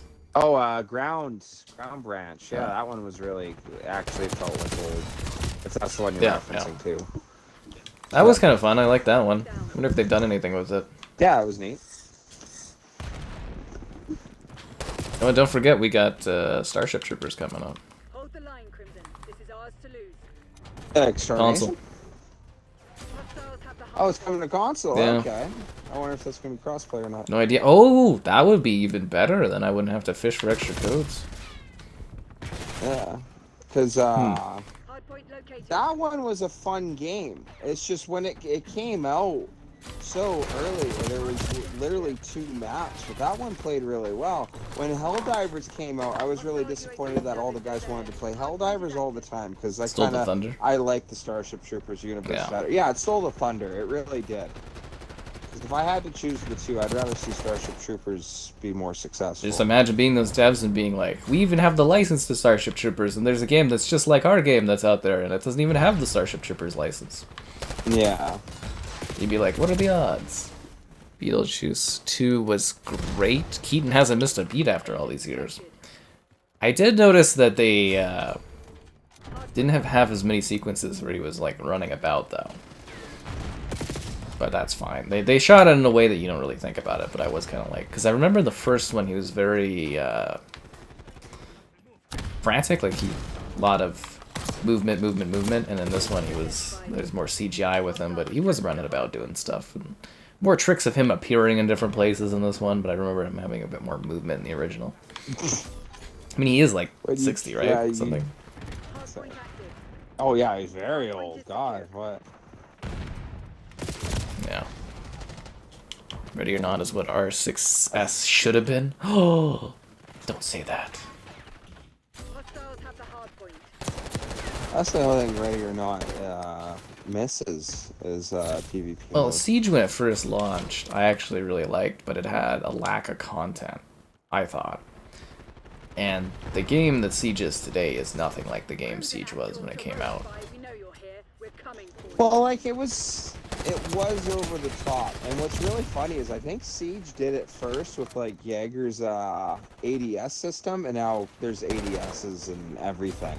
But like there is no little ADS. Like the ADS systems we have are huge and on tanks, you know. And there's the discussion to how well they work. But anyways, like there was like little things like that. Even Pulse's heartbeat sensor. There's nothing like that, you know. But it wasn't extremely over the top. But what I do remember too is when Siege first came out that I really enjoyed was like season 2 they had SAT, the Navy SEALs, and I think it was JTF2. And they even advertised that as you went to go buy the operator, you would read about JTF2 and how like it was developed when people were concerned with like the RCMP's methods and stuff like that. And I remember at the end of season 2 they were like, well, will your country be represented next in season 3? And I thought that was really neat how like the way they were doing the operators and that, and now it's to the point where like there's a storyline you don't care about. I think it's so hilarious. They have their little anime in between season stories, and it's like it has nothing to do with the game. And the stories change so much between the cinematics. It's like, who would follow this crap? You know what I mean? It's silly. It's kind of silly what they did. You Anyways, focus more on I that get part what of you it. mean, I'm though. more like It's it was a different. serious shooter, and then it became really silly. Yeah. The original 4 Alien games on PS1? What? Wasn't there Alien games for like the Super Nintendo or something? I actually don't know. I haven't been following the history of Alien Wouldn't doubt games. that. Dun, dun, dun. Elden Ring. Actually, Elden Ring got knocked by Astrobot. Yeah. Astrobot dethroned Elden Ring this year, so Astrobot's the only true masterpiece of the year. Kevin dies. Sorry. What was it? No, I want to hear it. Rosie says you talk too much, Kevin. Classic. How would I rate this? Kind of middling. That's kind of funny. No, it's fine, Kevin. Hey, someone's got to say it. No, hey, you got to do it. We call them Kevin Tangents, guys. Come on. Oh, I got a successful claim and removal of this thing. There was this guy that, like, for this weird, what are they called? Yep. Argentinian, like, Facebook group or something like that, where they, like, repost other people's stuff or something. They, like, posted my Star Wars Sure. Outlaws tour video. And I was like, you guys need to remove this, and then they didn't, and I DMCA'd their ass through Facebook, and Facebook let me know they took it down. So wait, what? They were trying to make money off your review, sort of thing? I don't know if money, but they literally just reposted it, and they slapped their logo over it. Oh, yeah. That's Yeah. good. But, like, it's not... See, the thing is like, gameplay you can't really claim, but the fact that it was real footage that I took, like, real life, I own it. Yeah. So they removed it off of Instagram, but then they didn't remove it off of Facebook, and I was like, you guys need to remove it. And then they just never did, and I was like, alright, well, fucking getting removed. And then Facebook emailed me. I thought it would make sense if, like, say I was a random YouTuber and I really liked you, and then I messaged Permission. you saying, like, hey man, I really like your talk on it. Yeah, permission, yes, to summarize. Anyways. And they, like, tagged me. They're like, Sky went on this tour, and I was like, yeah, I did. That'd be cool if people discover that Who are through, you? my video on it or something. Or, like, again, the word they use is, like, transformative, and there's nothing transformative about slapping your logo over top of, a video and re-uploading it. That's awesome. It's like the nerve, too. They'd be like... Because it was funny, because they messaged me on Instagram as well. They, like, sent me this long thing where they're like, we can delete the video, and we thought it would help. And I'm like, how would this help me? You tagging me on Instagram. I was like, what are people gonna, like, look at my Instagram? It doesn't do anything for me. And I'm like, delete it or I'll DMC at you because you're stealing. And they're like, it's not steaming. Like, they're Argentinian, their language, English isn't great. They're like, it's not stealing if we, like, mention you. But we'll remove it. That's odd stance to take. I'm like, you guys don't understand. I, like, told them I was going to go read up on copyright law. Because it's obviously probably different in Argentina, but, like, yeah, it's theft. My favorite was that one story you told of the two guys. They were trying to copyright you, saying you used some of their music or whatever, and they, like, remixed one of the games. Yeah, that was they took the beginning of Black Ops. Activision never really did anything against that, but they took the beginning of the Black Ops game and they just, like, remixed it into a song, and I was like, what the fuck? I scrubbed that finally from my video, they but own it? Activision never did anything, That's funny. which is weird. You think they'd want to be on that Yeah, one? they're usually pretty serious about it too. I know Microsoft is. My Voodoo Vince, like, walkthrough got, like, claimed. My Voodoo Vince walkthrough is actually really large, guys, reviews. I know, it's shocking, right? But hard-ass platformer, people need guides on it. And, like, the music got claimed by this company. And I talked to the creator of Voodoo Vince, and he's like, the fuck? Because I think, was it his wife or something? No, his kid made all the music for the game, for the remaster. And he's like, well, they're not allowed to do that. He's like, the Microsoft lawyers will get this done, and like within a day it was like fixed. That's not quick. Wow. He's like, to hell they own that or something like that. I was like, oh, okay. Like, he was really intense about it. He's like, this. He's like, we'll get that fixed for you. And I was like, all right. And then within a day, it was like all good to go. I don't like the way you sprint. You sprint very funny. It's because of the new. It's like a. It's supposed to be more realistic. It's the Omni movement, right? I don't know, like, who goes full sprinter pose? Yeah, it just looks funny. So fun fact, the way you move in this game actually makes me sick. And I had to change the settings. I didn't know that. Yeah. Really? So I have it at 50% motion movement because it makes me nauseous. I've never had, like, this is, I'd say the 6th time out of thousands of video games I've played where I actually, like, get some sort of, like, motion nausea sickness. Out of thousands, like there's 6 I can think of, and I've never had it for Call of Duty until this game. And yeah, I actually had to go and switch to 50% motion, otherwise it makes me sick with the way the characters move.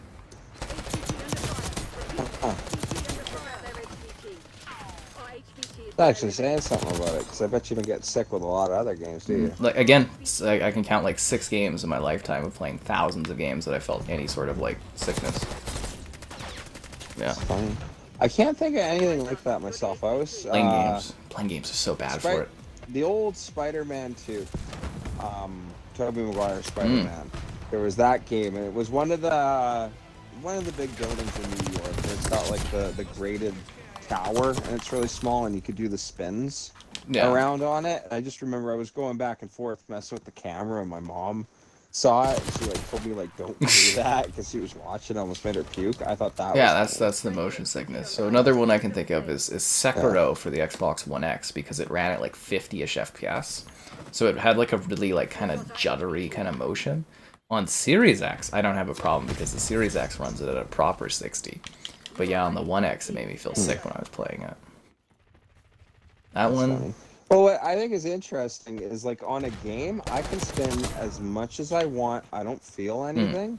But spinning in real life, I do terribly. Oh, that's with your like, if I rotate 4 or 5 times, I'm dude. You know, it's just, I think it's funny, because, like, I know people that can, like, I'd actually reference my mother. She can spin all the time, but if she looks at a video game and has some spinning, she feels ill. The other problem too is I don't know. Life is funny, is what game simulating movement is different if you're not used to video games too, because VR can make a lot of people sick until you get used to how VR works, and then your mind adjusts to it.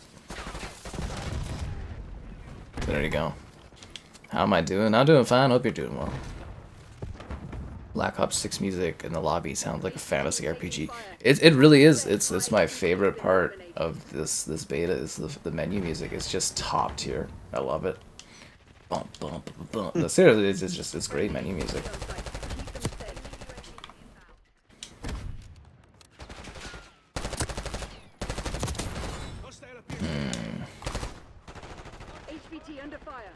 So what's your favorite map? I think now that we've played them all.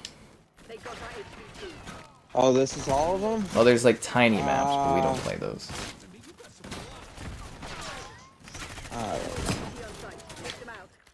I think I like the one you were talking trash about in Iraq just because of the theme of it. It's not about how it plays, guys. It's about how it looks. It's all about aesthetics. Kevin, he won't admit it, but he just loves the eye candy. That's all I'm about, man. On a simple time.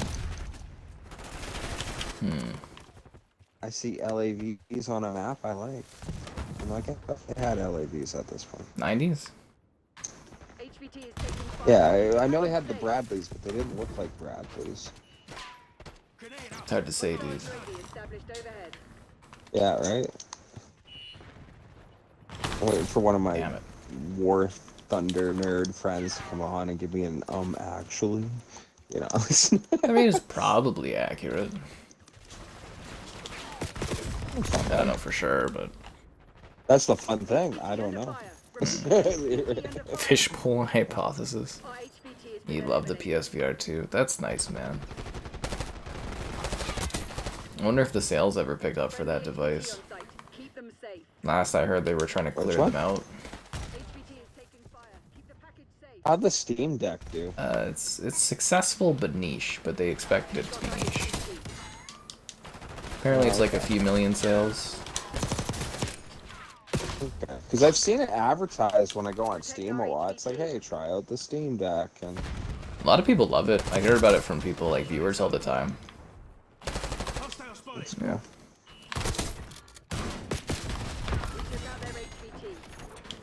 Blew my away with the Modern Warfare footage. I called her over when I was checking that out on the mobile. Yeah. And I was like, hey, what platform do you think this is on? She mentioned like PlayStation or something. I'm like, what if it's on the phone? Was your mind blown? Yeah, it was crazy. It just, yeah, like, I don't know. I know I'm not the only one with that, like, stereotype of thinking of, like, Angry Birds as, like, top-tier mobile gaming. Well, times change. This guy running around diving on me is insane. That is kind of what I expected. Anyways. After a couple hours, there's only one guy. Main assault SMG. Oh, that's true. Shotgun is a secondary. Yeah, that's what I've embraced. Is I didn't know they had overkill on this until the second weekend, and I was like, dude, I'm so shotgunning and SMGing. But the real thing that I want you to gun is the like button. Is the like. Subscribe and spread donations. Cool. Be the channel member. You want to be channel member gifting the Patreon option and the Discord for stream alerts. There's also an Amazon store affiliate link if you're into that. What game am I gonna get into once the COD beta is done? Monday it's the Frank Stone casting game, and then Tuesday is Test Drive, and then I think there's other games scheduled. Yeah. There's a whole schedule of stuff. Do I like Call of Duty Ghosts? Yeah, it's fine. Over time, it's not like my favorite Call of Duty or anything, but it's a fun stream occasionally, just because it's so different. It's nice to get ghosted in Ghosts. A new Sega console? Never gonna happen. Never, never, never. Like, Sega's just waiting for the ultimate comeback. No. Consoles aren't worth it to do. Like, you would never get one off the ground. Costs too much.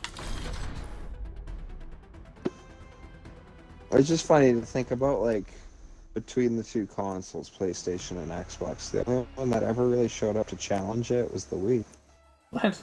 Nintendo does better than both Xbox and PlayStation. Is that a console, though? I thought it was, like, the handheld devices and stuff. No, dude, the Switch outsells the PS4 and PS5. But, sorry, like, when I'm thinking, like, a box, like, something, like, at your home. Like, isn't the Switch, like, a handheld device? It's both. I didn't Have you never know seen that. the Switch Okay, before? well, yes. I guess When you're at home, not. you dock it, and it plugs into your TV, and then you can undock it and take it on the go. It's a hybrid. The hybrid? Okay, well, that's my thing. I just never counted it as such. I think of it like the DS and stuff. I don't know. Best guns to start with. MP5. Mm. Any tips for this? Go around and shoot people and hope for the best. Try not to do too well, or the game will punish you for several rounds. Do good, but don't do too good. Warhammer Space Marine.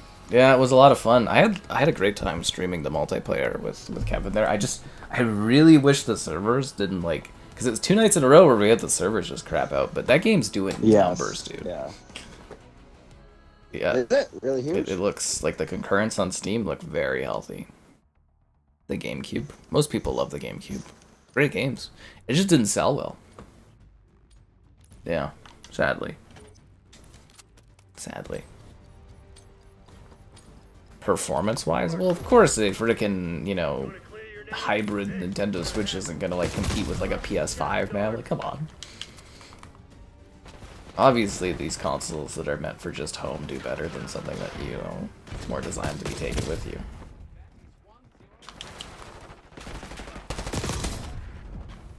I am really eager, though, to see the next. Is there technical? Is there a technical term for handhelds, or are they just all consoles? Well, they're called handhelds. Oh, it is a handheld. Yeah, Okay. yeah, it's technically a handheld console, is what they're called. We just call them handhelds. Okay. They don't exist anymore. Well, they're coming back technically. They died, and now they're, because there's like the Steam Deck and there's the blah blah blah. But yeah, technically the handheld like died, right? Because the Vita was the thing. There was the Nintendo. Like, even Nintendo doesn't really do handhelds anymore, right? This is the Switch, which is a hybrid. Hardpoint is active. But apparently the handheld race is heating up again, which I don't quite get, because I know people like handhelds, but let's be real here, a few million Steam Decks is pretty freaking niche, right? Hostiles have captured the hardpoint. Yeah. All things considered. It's like, they're good, because I'm sure Valve, they don't even care about the sales of it or not. They literally do vanity projects all the time, but that is extremely niche. Couple bucks here, couple bucks there, right? Hardpoint locked down. What I thought was funny is when they advertised the Steam Deck on Steam, go figure, it always shows them like at the pool when they're playing, or like at a big party and they're playing. And I was just thought it was funny with the advertisements, the themes they choose. Like it would make sense if you're like sitting there at like a family event and you're bored, and then you whip out the Steam Deck. Well, it's just to promote the psychological idea. This teal guy is a fucking tryhard to the max, dude. Drop shot up the ass. What a fucking loser. Anyways. But that's what they did with the Nintendo Switch. And that's why I thought the Switch was kind of like really cringy and stuff at launch, because they were like advertising it as like, we're all at a party, but we're all playing our Switches. It's like, who does that? Right, But it's the feeling that those ads are supposed to give you, where you can take it out on the go. And... But then again, my favorite thing, going to the PAX events, seeing all the people sitting on beanbags playing their little DSs, maybe it's an American thing more, I guess. I don't know. It would make, you know what I mean though, right? Like the theme, like, okay, you're waiting for an appointment. Yeah, whip out the Steam Deck. It's nothing like, oh my god, let's pay all this money for PAX tickets so we go sit on beanbags and drink like 2 liters of Cokes and stuff while playing our DSs. I love the idea of like, you go to the Saddle Dome, you sit down, they're like, are you ready? And you whip out the Steam Deck. Like, it's just kind of weird. Like, I could see traveling to work. Like, I used to, like, my sister, she did, like, the beer league, like, soccer, and I'd, like, bring the Switch along and, watch a little soccer, play a little game, But you were expecting to be here. I was expecting to be bored. Most of the times, I wouldn't even play the Switch. I'd be like, yeah, fuck it, what's the point of this? Yeah, I'm actually watching the game and get into it, but sometimes it's like the games are a little boring, so I just pop out the... So there, you're there to support and get out of the house and do something, blah, blah, blah, but... Every time you look at your family member, they're on the Switch. it's not, it's just like, it's like, what, like, why are you just, like, it feels like a super antisocial thing to, like, bring, like, a handheld somewhere. Because when I first looked at the Steam Deck... AI friend thing? The AI friend? Yeah, friend was the best. I wonder if that actually took off or not. I heard nothing about it since launch. I wonder if that became a big thing or not. Anybody remember Friend AI? I don't think that took off. Was that like 2 months ago, a month ago? The idea of talking to your AI friends. So what are you talking to me for? Go outside. Yeah, go outside. No, the idea is you replace your friends with Friend AI. You don't need other people, Kevin. You have Friend AI. Sit there with your Friend AI, because there's that relationship one where it's like, oh yeah, I bring it everywhere it goes. It's like, you're like, hey, what's your Friend AI say? Oh, it says you suck. Like, I guess at least she was I could do cute. better. Maybe the guy was just sitting there being like, fuck, I need this. He's like, fuck, I'll tolerate crazy. She's hot enough, and, You start talking really nice to the AI, hoping it convinces her to keep speaking. Yeah. Screw getting in with her parents. It's all about Friend AI. That's awesome. But, what's the other one there? Like, when I was looking at getting the Steam Deck, but, they took like a year before my pre-order was like available, and I just said, fuck it, didn't go for it. What I originally visioned was sort of like, I have time off, and I want to go sit in the yard, and I could play a game on my, Steam Deck. Like, work on like a review game out in the yard or something, and kind of be like outside. And that I thought was a good idea. But like the idea of you know, taking it somewhere, and like I don't get that, like how it fits into people's lives like that. You played your Switch at a party? What was that like? Yeah. Well, hell, Did the party suck? was it Jesse there? I played Minecraft at his party sometimes. Be like late in the night and just be bored of everyone. I'll be like, fuck it, I'm playing some Minecraft on this PS4. Well, it's not like to think of a party where we play games just because, you know, the party was dying down. Yeah. One or two people crashed out. You play like Jackbox know, yeah, or something. It's like, okay. Something like Yeah. that, yeah. I was drunk and bored of everyone. This is my first and only time playing Minecraft PS4 edition. I was like, oh, it's the same.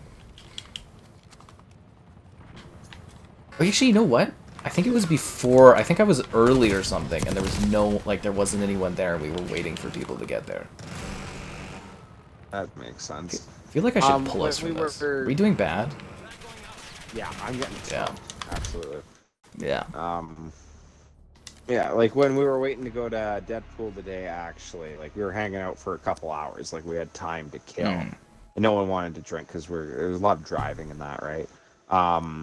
So like we didn't know what to do, and then finally we're like, okay, we were sitting inside. It was like a game of hockey. And we're like, sure. So we played like a quick game of Chell. You know what I mean? It was literally just a pass. That makes sense. And you're doing that together anyways, right? Yeah, well, it's two guys playing, the other guy watching, but he didn't really care. Yeah, it's much. like a social thing. But yeah, you know what I mean, yeah. I feel like tablets and stuff are making people antisocial. People have been antisocial for years. COVID really made people antisocial. Really. If I was Activision, what would my next move be for Call of Duty? Oh, I'd just shove out another Modern Warfare and Black Ops. You guys eat this shit up like it's nothing, so...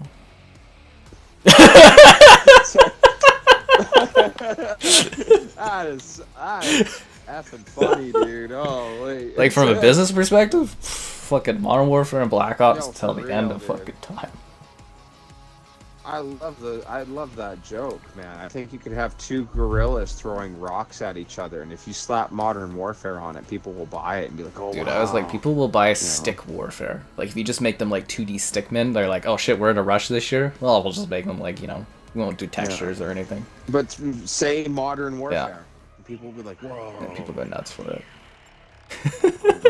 Facts. Right? That's funny. Played Spyro at a party, but that's because Spyro was adorable, and I bet everyone came around because Spyro was awesome. But that's usually a party ender, though, right? It's like the Jackbox party pack usually pops up. Yeah, like it's dying down. Domination. How are we gonna spend the last couple blah blah Yeah. blah? You know. Securing Usually what happens. Black Ops 2. Well, the next COD after this, next year's, was supposed to be another Black Ops, and it was supposed to be like Modern Warfare 3 was all maps remade from Modern Warfare 2, so the next Black Ops was supposed to be all maps remade from Black Ops 2, but allegedly that's been delayed now, and they're going to shove out another Modern Warfare next year. Do you keep operator skins as diverse and random as they are? I would actually introduce more operator skins. I don't think they're milking the community enough. No. Yeah. See what you guys will buy. It's like a joke, but seriously, like, if I was actually in charge of this and I was there to make money for, like, Microsoft, I would be shoving so many fucking brand operators down your throat, you wouldn't even have money left in the piggy bank. Dude, there would be, like, like, every week would be, like, a new partnership like Fortnite does. This is a bad match. I'm gonna immediately pull us out of this. Yeah, that's my least favorite. Babylon map, by is the way. absolute garbage. Yeah. Worst map I think they've ever done. No, because, like, I'd keep the theme thing going. Now, understanding that, you know, the whole operator thing, it's just big money. I know you have to do that in COD. It's just too much Nobody money. buys So, like, military sure, operators, Kevin. Yeah. They want tie-in skins. I did. We're I did. executives. We're here to make money in this situation. But exactly, yeah. But like I like the idea of keeping the theme. What I think I'm most disappointed about this is it doesn't seem like they're doing a lot of theme work. I don't know. I like the mix up. Like if you just have Modern Warfare 6 times in a row, it's like, well, goddamn, you know, like there's been other eras with equipment that is usable. Whoa, whoa, whoa. This is Black Ops in the Like, 90s. They've never done this, Kevin. I know, and it doesn't feel like the 90s. What are you talking about? You can go to the video rental store on the one map, and it's, you know, you can rent for 99 cents. guess, They got a Radio Shack, Kevin? What more do you want? Like, even if you did the operator skins, I'd love to get like a Vietnam game. When's the last time we had a Vietnam game? Cold War. You know what I mean? 2 years ago. 3 years ago. We just had one. I get what they did, one campaign mission. That was Yeah, literally, that it was all Cold War. 80s It was, though, it was wasn't set around, that was the game. Did it cover Vietnam though? I thought it was all 1980s. There's one where you're in the forest killing all the locals. Hardpoint locked down. Oh, the locals. Okay, sure. I just didn't do the campaign. Well, yeah. Or I guess I didn't play it enough. But like, I don't know, like a whole game theme of that would They've be never really done the neat. 90s, Kevin. I like this is the mix. brand new. Actually, well, that's where I was kind of really hoping big for this one, because I only ever remember one game that covered, you know, stopping Iraq going into Kuwait. Man, this map is awful. Isn't it? It is absolute trash. A remake of Jak and Daxter. I actually like Jak and Daxter. I'd love to see those all like remastered or remade. Seriously though, you would, if you were a business executive making COD and you wanted to maximize your money, you would shove so many goddamn operators down these people's You would skins, like, see- the throats like crazy. Yeah. It's like Fortnite does. Yeah, you would see how far you could push it. Yeah. Yeah. You'd be playing, like, I'd have you guys playing Billie Eilish and, fuck, I'd throw the big bucks out there. We get T-Swizzle in this. That's where I know you made the joke, never, but I can't wait till eventually it's old hat. You know, there's no way you convince the next 3 generations to all want to buy skins. I just don't You're buy it. crazy, Kevin. We will have the most creative, unique skin options ever as the years go on. Right. You live in a fantasy world. People like buying this stuff. No, they do right now. It's just, I don't know. It would be impressive if you could convince the next 3 generations to all buy skins. So that somehow culture changes, trends change, everything changes except for buying skins. That will be Of forever. course it'll be forever. Actually, well, People like doing dress-up. the one thing I really... Yeah, When you are a young kid from previous generations for 50 years, a young boy, you bought action figures. If you were a young woman, you bought, like, Barbies for, like, decades and decades and decades. Now you're buying virtual ones. It's the same thing. This is not going away. People love this stuff. I feel like it's gonna... No. I want to be there, dude, when we're both sitting there in our 60s and, hey, people aren't really buying skins That's not anymore, gonna happen, you know? Kevin. A couple companies went completely under because that was all they based their monetary value off of. They also make money off of the battle will be there. passes and the gun skins. I feel like times will change. They'll find something else to milk. It's just, I don't know. Man. Operators of the future, and you just can't accept it. Well, they're right now. And they've been for years. So yeah, what? They've been doing this for like 8 years now. No? Longer than that, dude. We played dress up in Rainbow Six Vegas. You know, remember the silly colored characters and stuff? No, not at all. I remember you would change like gear. Yeah, it could be like green and pink and stuff. You don't remember that from Rainbow Six Vegas? Not at all. Dude, you need to go watch some old multiplayer footage of that. Yeah. Look how they tied WWE into it. Yeah, it's just gonna get larger and larger. I mean, hell, look at Fortnite. They've been banking off of tie-ins for like a decade.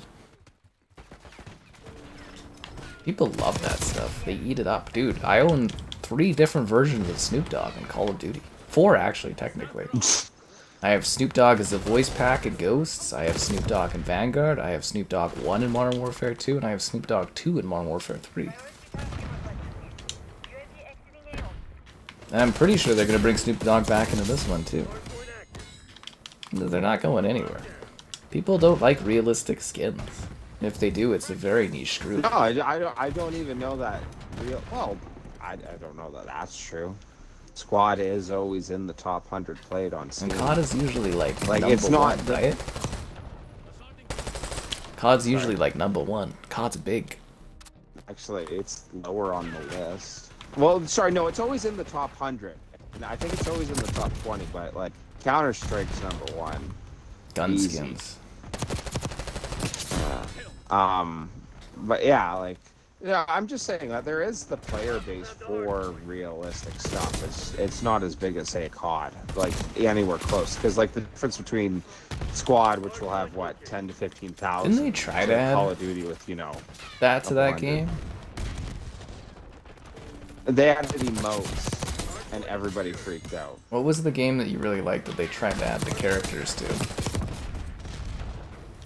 Hell Let Loose? No, because Hell Let Loose, they've always done like Hell Let Loose has the skins, but it's like I thought there was one where the community got really pissy about it. It might have been Squad, but it wasn't over skins. It was them adding emotes, and people were talking about how like, oh, this is like them finally like cashing out, you know, game's over. Dress up for days with mods. Yeah. Okay.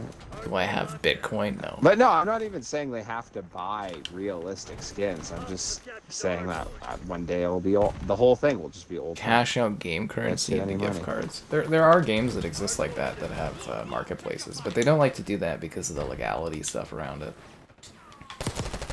Like, is that still in World of Warcraft? You know, like the auction house and stuff where you sell, you know, like for real money?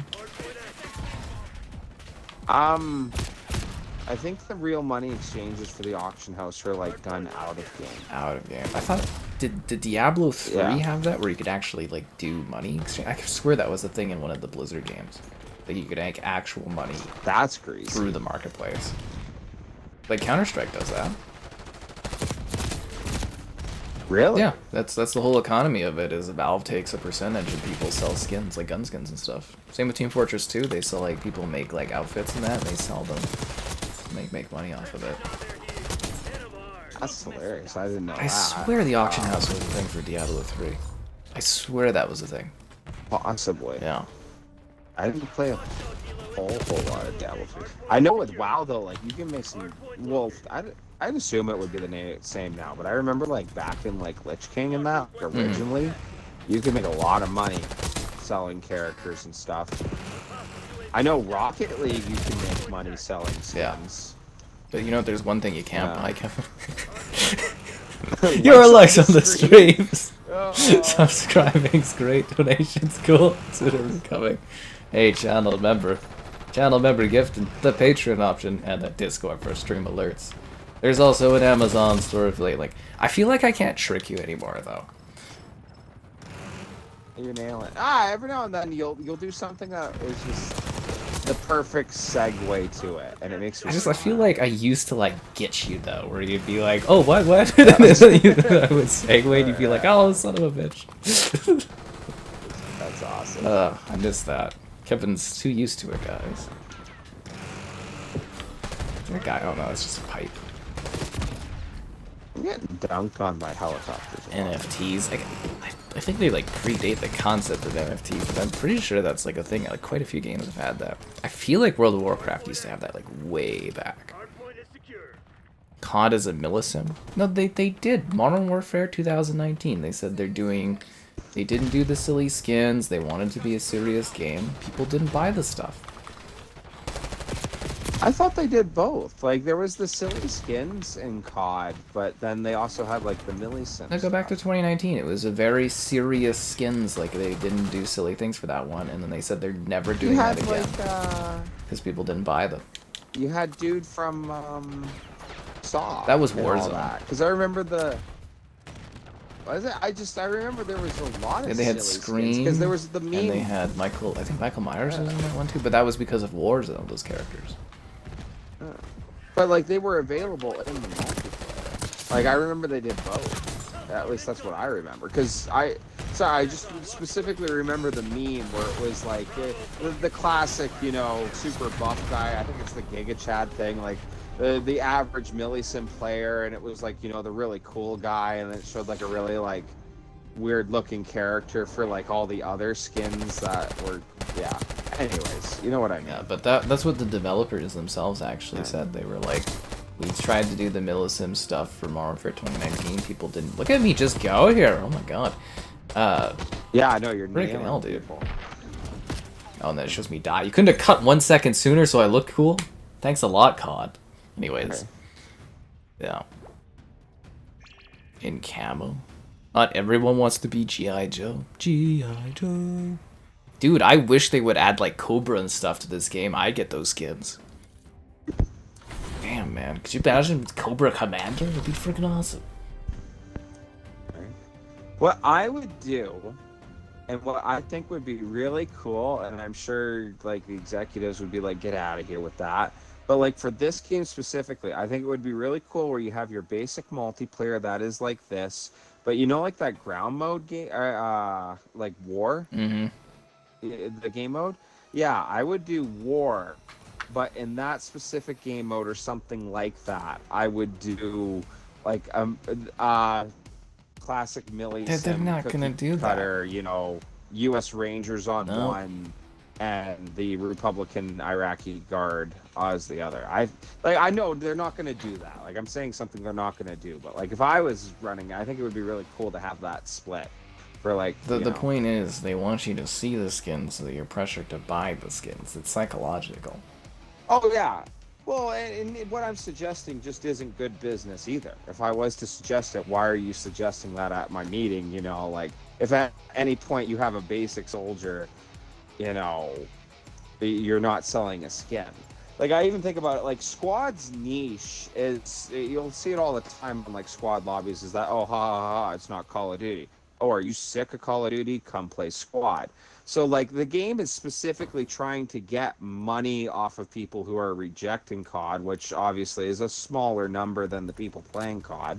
So you can't really sell your skins here. But for this, where obviously you're selling your skins, exactly what you said. Wouldn't you try sell as many as possible? Yeah, it's about making money. Just as a business standpoint. Squad will break down, too, eventually. And you're making, just watch. They'll do tie-ins. Oh, let's see. I think that would be hilarious. I just don't see it happening, especially when that's the whole player base, but what do I know? They'll dip a bit, the player base, over time, and they'll start doing tie-ins. I mean, fuck, World of Tanks? I just saw that they were doing a Star Trek tie-in. How does that make any sense? A World of Tanks isn't the Millisim. No, but World of like Tanks used to between, be a very serious simulator when it first came out. I get it. I'm only talking from the War Thunder community, because like if you posted that on War Thunder Reddit, you would be like the most hated guy ever. Because that's the big fight, is that World of Tanks is the arcadey, run around tee-hee-hee, where War Thunder is the really serious one. Where even in War Thunder, you can put ridiculous stuff, like you can put like fireworks or like a teddy bear on your tank, you know. But yeah, like it is like there is microtransactions even in War Thunder, but it's not quite. They'll get there. I don't know. I'm just talking from that community. They all do eventually. It's about the money. Always about the money. Every day of the week. Are there any games of the G.I. Joe skins? Allegedly, we're getting an open world G.I. Joe game. That's allegedly. Cool. I don't know if you guys played G.I. Joe. Was it called Rise of the Cobra or something? There was a G.I. Joe game that came out a few years ago. It wasn't like mind-blowing, but it was actually like really fun, and it like captured the characters really well. Can't remember what it was called, but like I was an Xbox One era game. Did a video for it too on Series X, but it was actually like really fun, and it had like the retro characters in it, and it was really enjoyable. But yeah, apparently we're getting some sort of open world G.I. Joe game that's being worked on right now. So that'll be interesting to see. It is coming, yeah. I don't know, have they done G.I. Joe skins in a COD or something? I feel like there's been a game that's had like G.I. Joe in it. Probably. As like a tie-in or something. Dude, I totally buy Cobra Commander and stuff in those. Holy. The one thing I thought was interesting that they never ended up doing was for Vanguard. I was hearing the rumor that they were going to do like Indiana Jones and Captain America. Yeah, that was never real. That like the Sadly. skins were going to be like time period. I thought that was kind of fun. I would have bought those. Yeah. That's the thing though, is I don't know if Disney is okay with those characters getting exploded. But there's a lot of money to be I made. think Disney would be all over that. For a 95% of cut of each sale, you know. No, but like for Fortnite, they're okay with it. But I don't think they want their characters being shown as being like, you know, because COD is, it is adult, right? Like characters do, like their heads explode or their limbs get explode. blown There's away. like splatters Yeah. of blood. I actually theorize that COD leaves a lot of money on the table by actually keeping the mature parts of this. Like if you got this like lowered to like a T rating, the fucking tie-ins you could do. Oh man. And I think that limits COD's money-making potential, actually. I'm terrible, because I'd come in if I was an executive, and I would try to get this bad boy down to a T rating, and I'd start just milking the fuck out of, like, tie-ins. I wonder how the player base would react if you tried. They wouldn't notice. Like removing the blood and all that. You don't think they'd No, notice? you do a eh? couple trailers showing blood, and then you would tone it down, and then you get rid of it for the full launch. That would be hilarious. Dude, okay, so like for Call of Duty World War II, I love telling this story.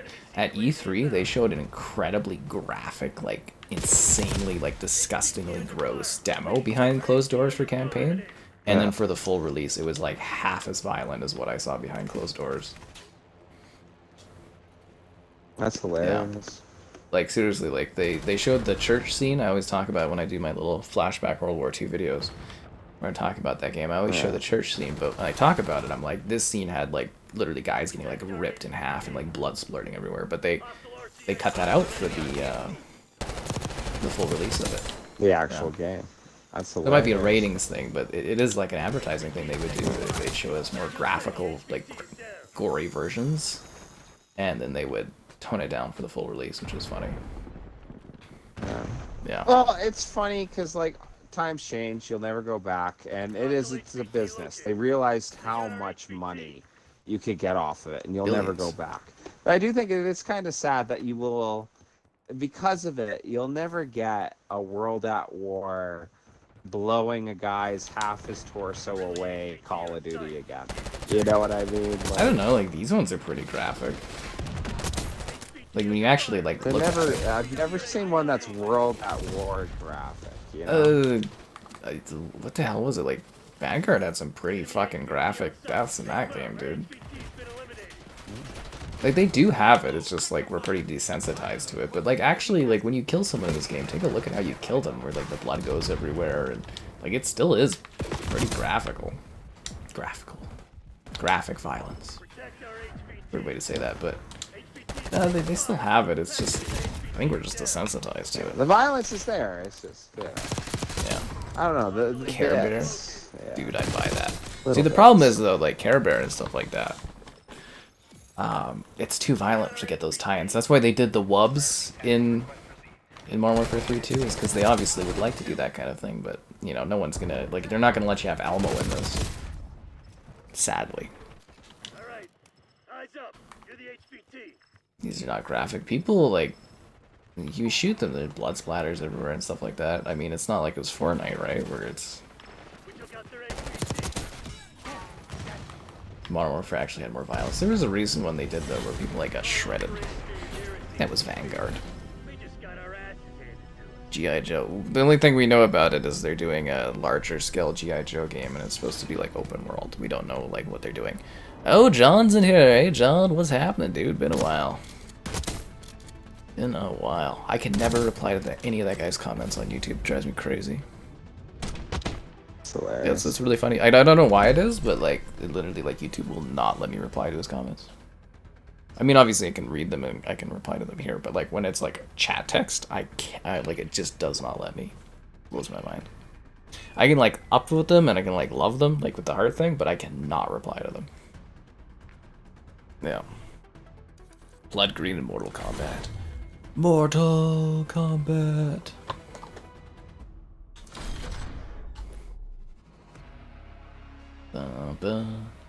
But it's mostly like if you do get that rating down, you could get juicier tie-ins because, like, yeah, basically Disney. It's like they probably don't want Captain America to be in that game and getting like shredded, right? Because it would look bad. I mean, we don't care, but I'm sure there's maybe adults or something would be like, but the children. Well, that was my thought. Was like, what would I care if I was honestly Disney? Like, who cares if I'm getting an extra? I think you're gonna see them open up a bit. What do I care? They kind of already have been though, right? Like, remember we have Stars in Canada. Now they're doing that in the U.S. as well.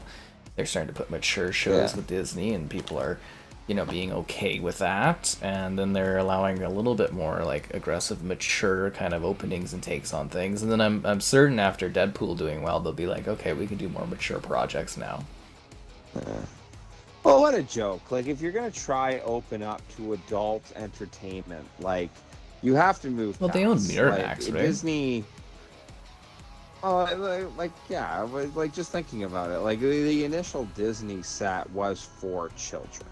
For like 90% of it, but if they want to get into the world of streaming, it's always been known that they'd have to expand to a broader the adult audience. You'd have to do adult stuff. Yeah, like I don't know what 90-year-old woman who's never said a swear word is running that company, but like, come on, and you can put out like adult content and still do your next Disney princess movie. Yeah, it's not gonna impact things negatively without people knowing the separation. Yeah, like my favorite ever was when Disney first came out. I actually never went back and checked, but when they put Deadpool on there, and Deadpool goes to the establishment of female dancing, to put it appropriately, and there were certain sections of these. Oh, remember when they edited out her ass in that was it Aquafina or something? What's the one with the mermaids?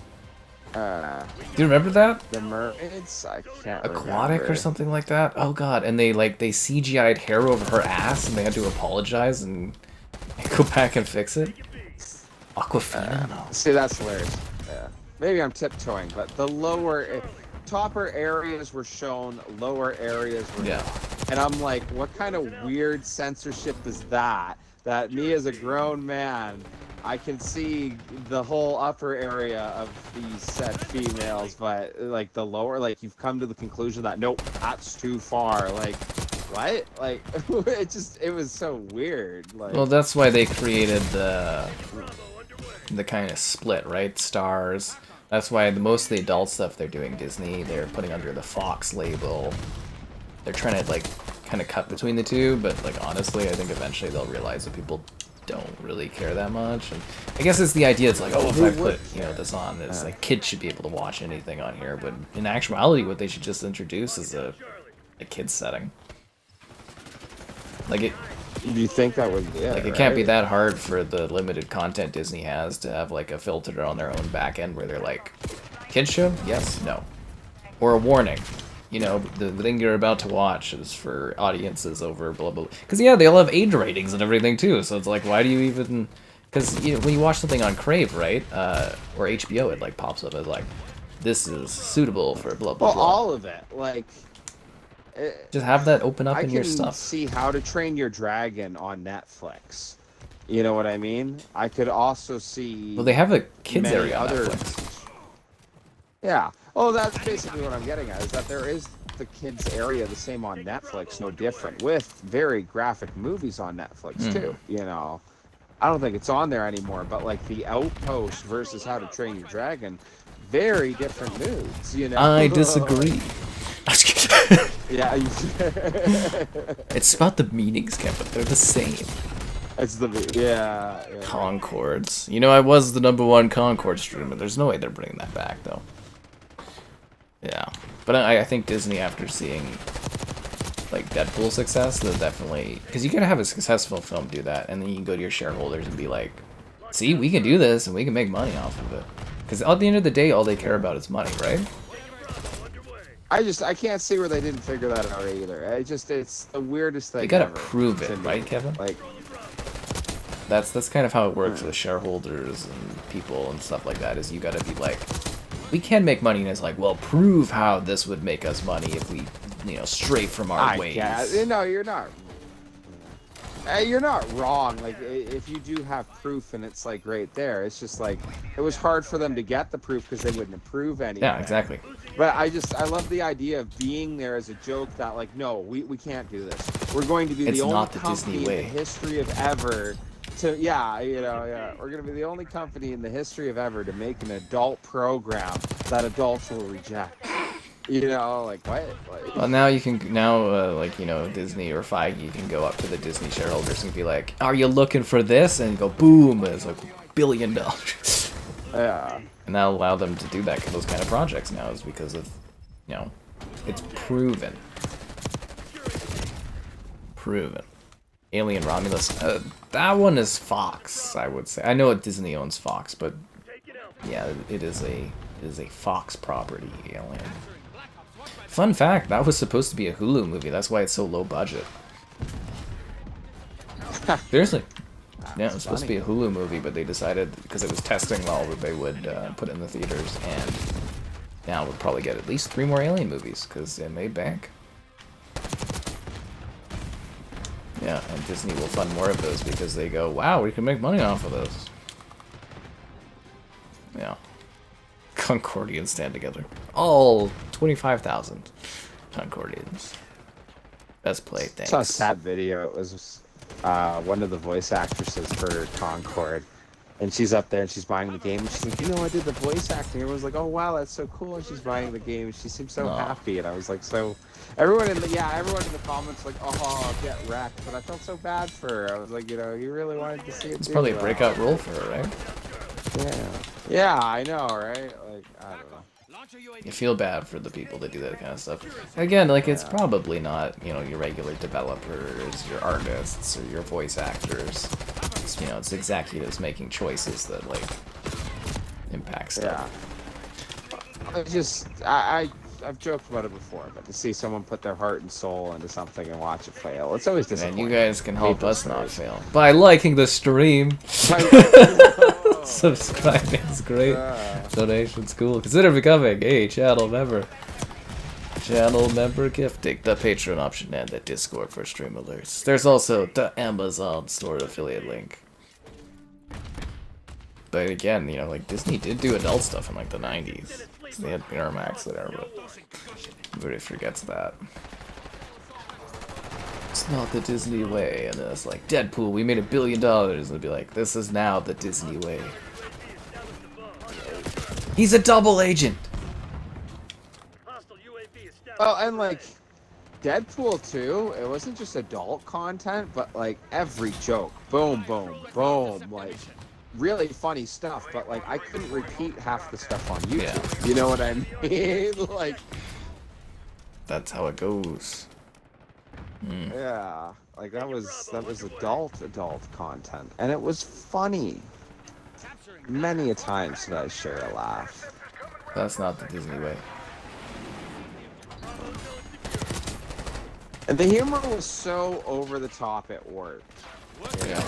We talked about it before, but I do think that's one of the biggest issues post Endgame is the amount of humor. But at least with at least with Deadpool, what you're expecting it. Well, I mean, it's in character, right? Did you ever play those Transformer games? Like War and Fall for Cybertron? Oh yeah, Fall for Cybertron, really. Yeah, okay, so apparently, remasters soon.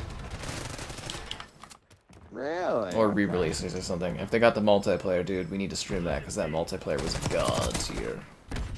God tier. Yeah. If they nailed CGI, would I be up for a Back to the Future 4? The only way that I would want to see a Back to the Future 4 was if I was acting in it. Yeah. Oh yeah? We'll swap you out for Michael J. No. Fox. I want to play the kid. Oh, yeah. Okay. I've mapped it all out in my head. I'll play the kid, the son of. You got the script? Yeah, I got the script. And what we're gonna do is the Doc, he keeps doing that thing where he keeps like de-aging himself. He's back, but now he's Bryan Cranston. Yeah. Oh, hey. You want Bryan Cranston to be your Doc? It's gonna be like fun, but it's gonna be like kind of darker, sort of like Back to the Future Type 2, but still fun. Yeah. Okay. And we're gonna go through the Back to the... So it's gonna be like a Back to the Future, but we're gonna be like tying through the other Back to the Futures to fix the clusterfuck that Biff's kid has caused. And there we go, it's a generational thing. I got you guys. I will nail this performance. But no, I don't think they should ever do a Back to the Future follow-up. Like, I'm sure eventually the guy that, like, was it Zemeckis or something, I'm sure eventually he'll die and his estate will, you know, give it to Disney or something. Or not Disney, sorry, Universal, but they really never should do another follow-up. But that's how I've envisioned it, because I would do it. What about a full reboot? No, they shouldn't do that either. It's a classic, it should stay as a classic. That just guarantees it's gonna I be know. a reboot. Apparently they bother Zemeckis like every year about it, and he just will not. Really? That's It's one of the rare situations where that guy actually owns the IP, and he will not let them touch it. I think he's actually told his estate as well, from like a legal standpoint, to not let them do anything. That's cool. Yeah. But anyways, guys, that's the only situation. Cause it'd be sweet. Good old bait and switch. I don't know. I think it'd be pretty cool as having Bryan Cranston as like the new meaner kind of Doc or something like that. Because you can get away with that because, like, you know, the Doc, he shows that in the second one. He goes to the future and he gets like the de-aging or something.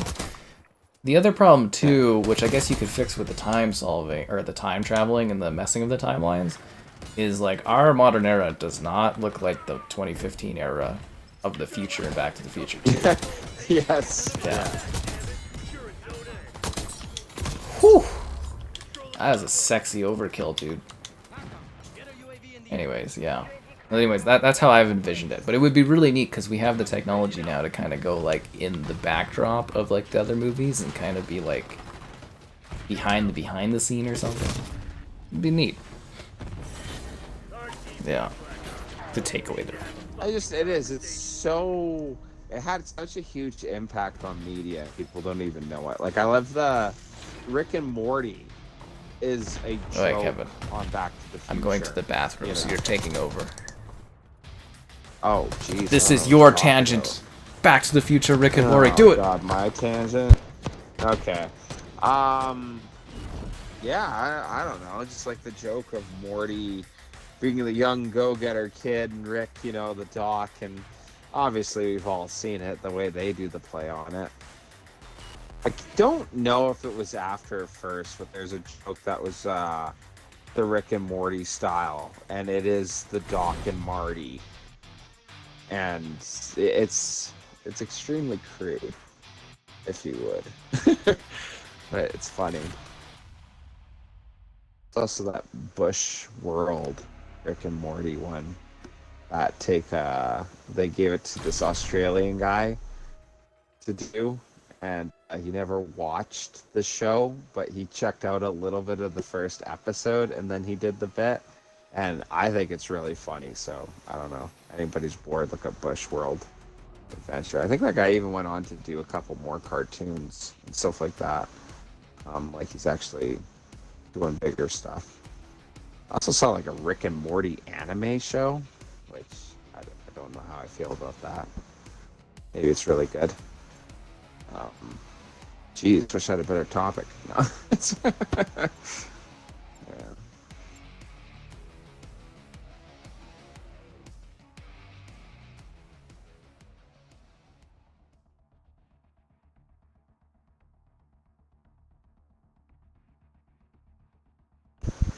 Alright, here we go. So there is really only like 3-4 maps in this beta though. That's kind of funny, just doing the repeats.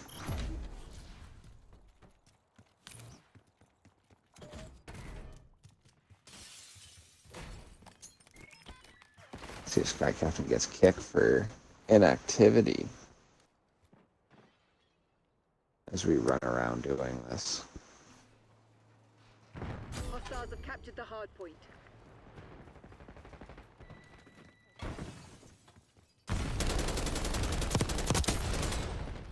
Like, it's funny with this one. It's not horrible.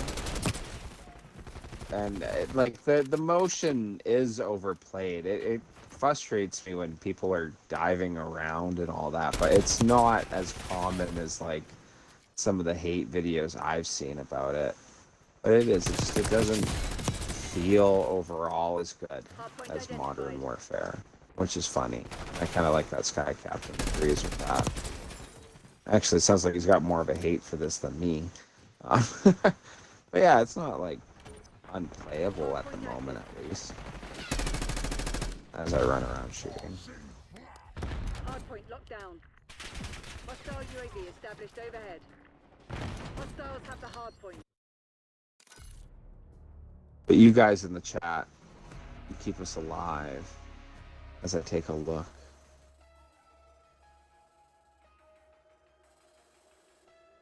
The fleet chair. Oh my god, what a huge chair he's got in that, eh? I'm back. I had to wait for teeth brushing. Never. That's funny. Fuckers. Anyways. What's the gif with you in the giant chair? What? There? The you in the giant chair in the corner of the What about it? Where was that taken? Let me look. Zoo.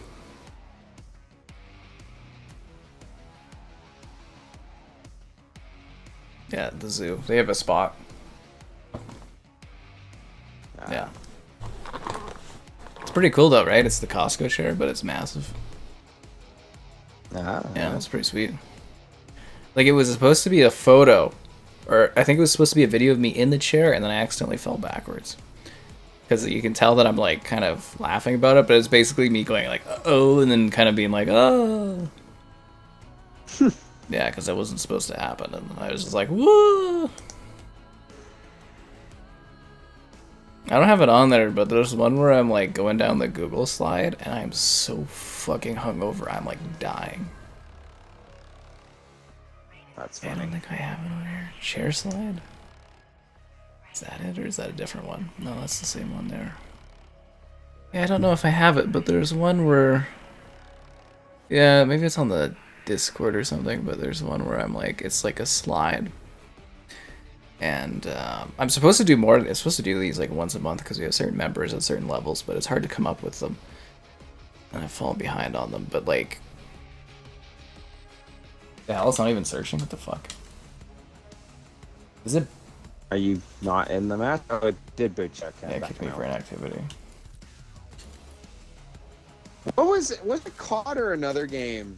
I'm pretty sure it was a COD where assists just counted as eliminations. Like, it didn't matter your kills or assists, it just tallied your eliminations. Yeah, this one does that. In the match? This one does that too. Okay, that's hilarious. Yeah, I don't like it because you can't tell how well you're doing. Yeah. Yeah. I'm gonna invite you. Ah, for fuck's sake, this game is weird social menus. Alright, so you can rejoin, dude. I have the feather earrings back. Yeah, I gotta remember to replace this ear thing when I get a moment. The Spawn reboot? Yeah, I mean, hell, what was it? Todd McFarlane said he was gonna do that. Since like Calgary Expo like 15, he said he was gonna do the Spawn movie and like premiere it here in the city because, you know, he's from here, but like I don't know if he's ever gonna get that done. Is it actually searching for players? It doesn't look like it's searching for players. Oh wait, now it is. No. Okay, there we go. Yeah, so I don't know. We'll see if they ever get the Spawn thing off the ground, but he did say he's working with Blumhouse, so it does sound like it's actually getting off the ground now, that Spawn film.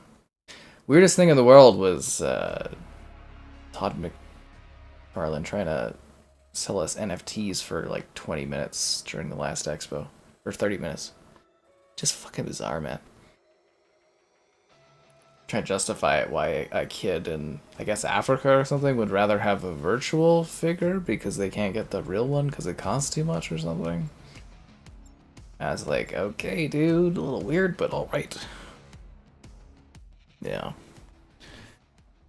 Let's see, comments about the chair. Biff? No, we need a new, sleek, cool, charismatic Biff to take over. Who's mad about his father not taking over. What kind of thing did you go on tangent-wise about Back to the Future, Kevin? Domination. Oh, jeez. I didn't really have a whole lot on it. I was just talking that, like, Rick and Morty. It was just a play on the doc. Oh, of course. And I don't know if there was a skit that came first, but there was the Doc and Marty. And I don't want to say this for sure, but I think it predates Rick and Morty. And that's where they got the idea of the joke. And the whole thing was that, you know, Marty's like, oh, geez, the same character. Yeah. And they thought of that, yeah. It is just a riff on Back to the Future. For sure. Yeah, literally. But that, yeah, Back to the Future is, like, referenceable in ways that people don't even know, like, at least how much of an effect it had. Mm-hmm. Yeah. How did you get out of the lobby? Well, Dean, I left, and then I had to wait for someone to fucking brush their teeth, and then... Yeah, and then I got kicked for inactivity, and then the lobby got messed up. So that's what kind of happened there, but yeah, there you go. We're all good now. We're all rolling, we're killing, we're shooting. Did it kill some momentum of the stream? Absolutely. Is that on me? I guess, I don't know. That's life. Alright. That's bug snacks. I like that idea that you're having a really good stream, people are enjoying it, but you were away for 2 minutes, and it killed all progression of everything you were doing. That's how it works, man. It's just, oh, that's funny. Where's the attention spans? I even put up a little shiny GIF in the corner, and have you talking, Kevin. Alright, it's like almost like I have a GIF of you like dangling keys or something. I got a bunch of them. I got like the Psycho Sky with the weird brain thing, like it's Psychonauts. I got the head bopping on the kayak. I got all kinds of different ones. I have some more planned, but I just haven't turned them into like little GIFs yet. It's a whole process you gotta do. It's usually I'm like, okay, today I'm doing this, and I pop out a bunch of them. And, yeah. It's just I'm basically overwhelmed with stuff I have to do recently, so yeah. I'm also like preparing to cover a film festival, so Ooh. yeah, I should get that going. It's not that I'm lazy, guys, it's just there's literally so much.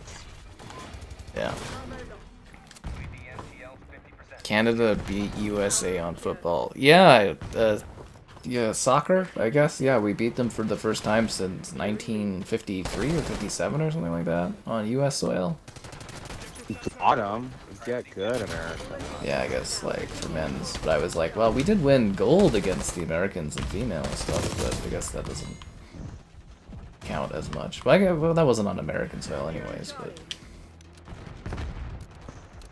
good for us. Well, it must have been pretty big news if Thomas heard it all the way across the pond. Right. He's like, those silly North Americans trying to play football. Tisk, tisk, tisk. I mean, there's lots of football. The NFL just started. All jokes. Yeah. EA Sports in the game. Finished 2-1. Oh, that's a big gap. Huge gap. It drives me nuts in core, and it's every single Call of Duty, not this one, but the sniper one-shot. Yeah, it is annoying. Bonkers, man. Yeah. I think it's the thing some people were complaining about for this one, so they might be adjusting it. I think some people were saying it's overpowered or something. It is a little ridiculous, especially with how you can shoot them, like, sort of wobbly, but it like kind of snaps like its quickscope is. Yeah. Which is interesting. Use my face as an emote or a meme? It's usually pretty entertaining. Like there's quite a few of them. He's got his face on a bag and yeah, I got my face on a bag. I love that actually.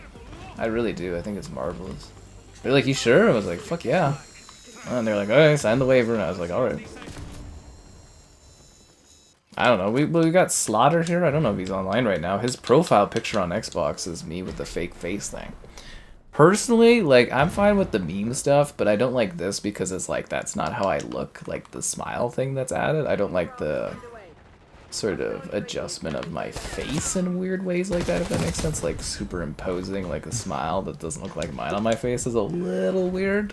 I love that, man. The jokes in the Discord of some of your Photoshop. They do all kinds of ones. They have ones like, I think they call it Russian Sky, where I'm kind of like big and bald, and that's kind of funny. And then there's like Fat Sky, right? Just like I think the Filet has that one as like his YouTube profile picture, and I'm just like a fat slob that they've done, and I'm like, okay. I gotta think about it too now when I do like certain like Instagram posts and that. Like I gotta think about how they might like alter the photo, which is kind of funny. Well, AI, you could be altered in a lot of ways. Yeah. You know what I mean? It's just your face. Yeah, Yeah. like it was kind of funny because I think it was I sweaty or was it like water? No, it had rained out, so it was raining and I had come home and I was just like soaked from the rain, but they adjusted it so I was super fat, so it looked like I was like this sweaty fat slob, which was, again, it was funny. And then there's Fem Sky, right? That one's intriguing. And what else they have? The best though, like the funniest, it's the one where you look like you're just like sunburnt. Oh, the weird overly sunburned one. I was like, that one's weird. Yeah. It just looks like, you know, you're lost on a boat or something. It's like almost like gross that, looking, was... but like it's funny. Oh, it's hilarious. So I don't think I really have much of a problem like, with it. laughing. Like I guess some people will be bothered by that kind of stuff, but I mean, if you're doing online things, people are gonna, you know. You put yourself out there. Yeah, you right? put yourself out there. You do so many streams. I'm sure there's all kinds of weird, uncomfortable screen grabs and stuff. People can get it, and you know, there's so many photos out there. You can alter them all kinds of weird ways. It's just part of doing it. Yeah. But yeah, the only things that bother me are when they do the expression superimposing. I find those really weird. So I'm like, because you know, it's believable enough where you look at the facial expression over imposing thing, but it's like obviously not an expression I'm doing or anything. It's creepy. But it could be worse. I could be getting less of your likes on the stream. Subscribing. Yeah, I mean, horrible. Consider becoming channel member. Channel member gifting, the Patreon option, the Discord for stream alerts, and that Amazon store affiliate link. What? Yeah. And Kevin's here today. Hey. Oh, I was also saying while you're gone, that, like, the funny thing with this game is it doesn't suck. It's just kind of middling. Like, playable. Yeah, it doesn't feel as good as Modern Warfare. It doesn't feel like they spent 4 years making this. No, that's fair. Where did the time and the money go? Embezzlement. Because this would have even predated Microsoft to have any hand on it at all, right? That one. What else is there? We got Bald Sky, Russian Sky, Fem Sky, Sweaty Sky. There's weird smiling, creepy smiling sky. Sunburnt Sky, yeah, that one, which is really strange.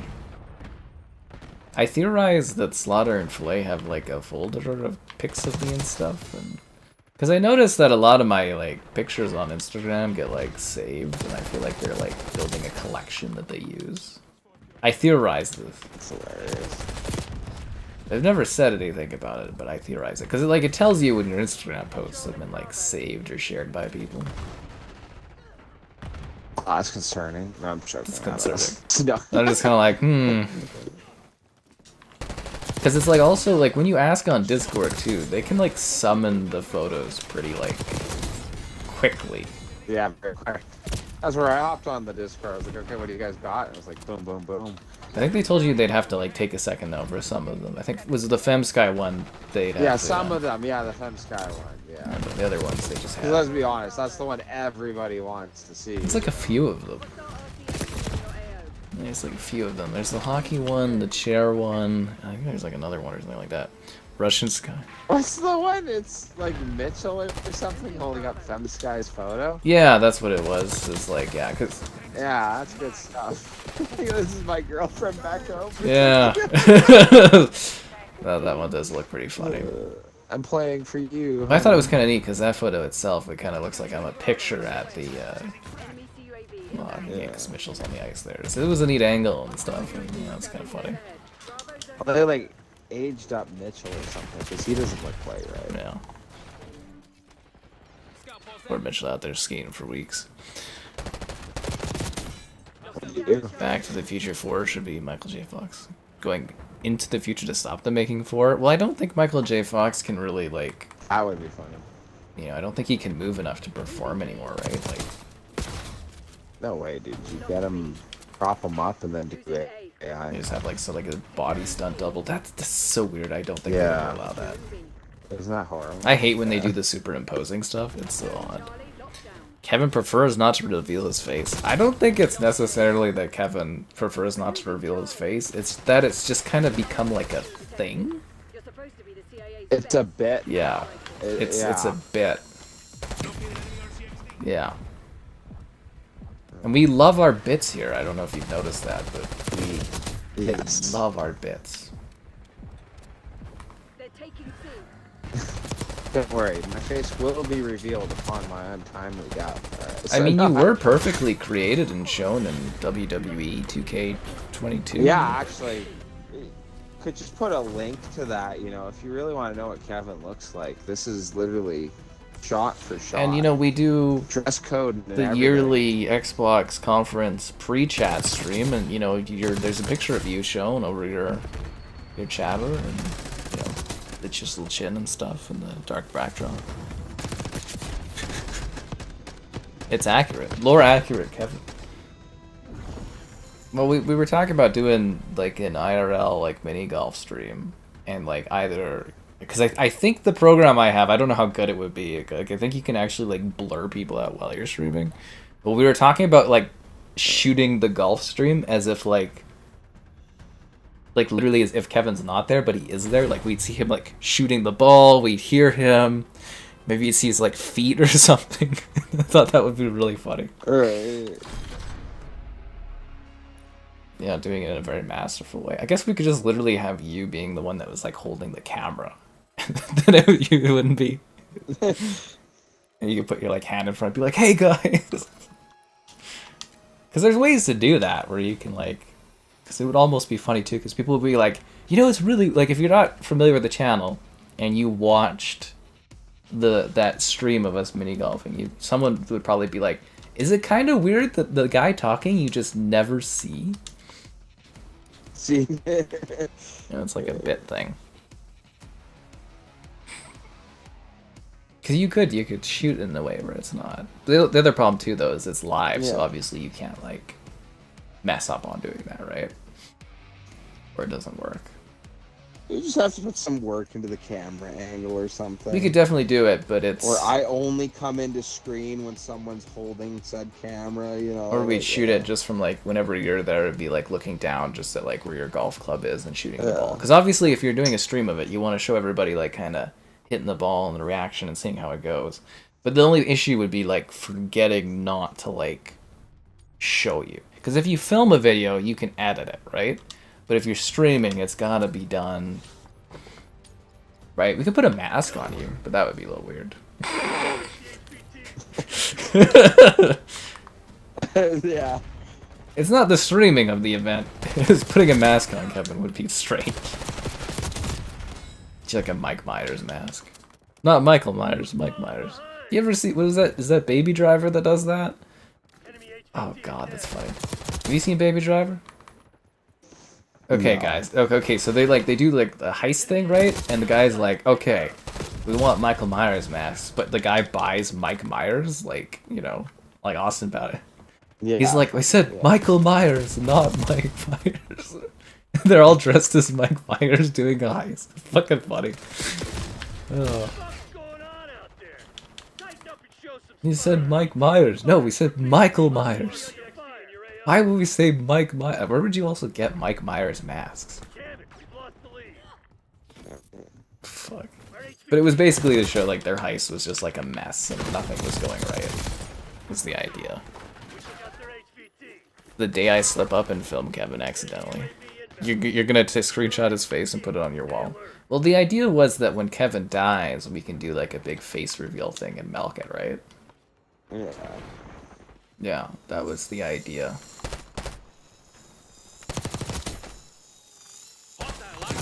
All proceeds go to Costco hot dogs. Yeah. this Costco hot dogs to you, Kevin. You can be like that guy in Concord. Did I tell you about Concord bit?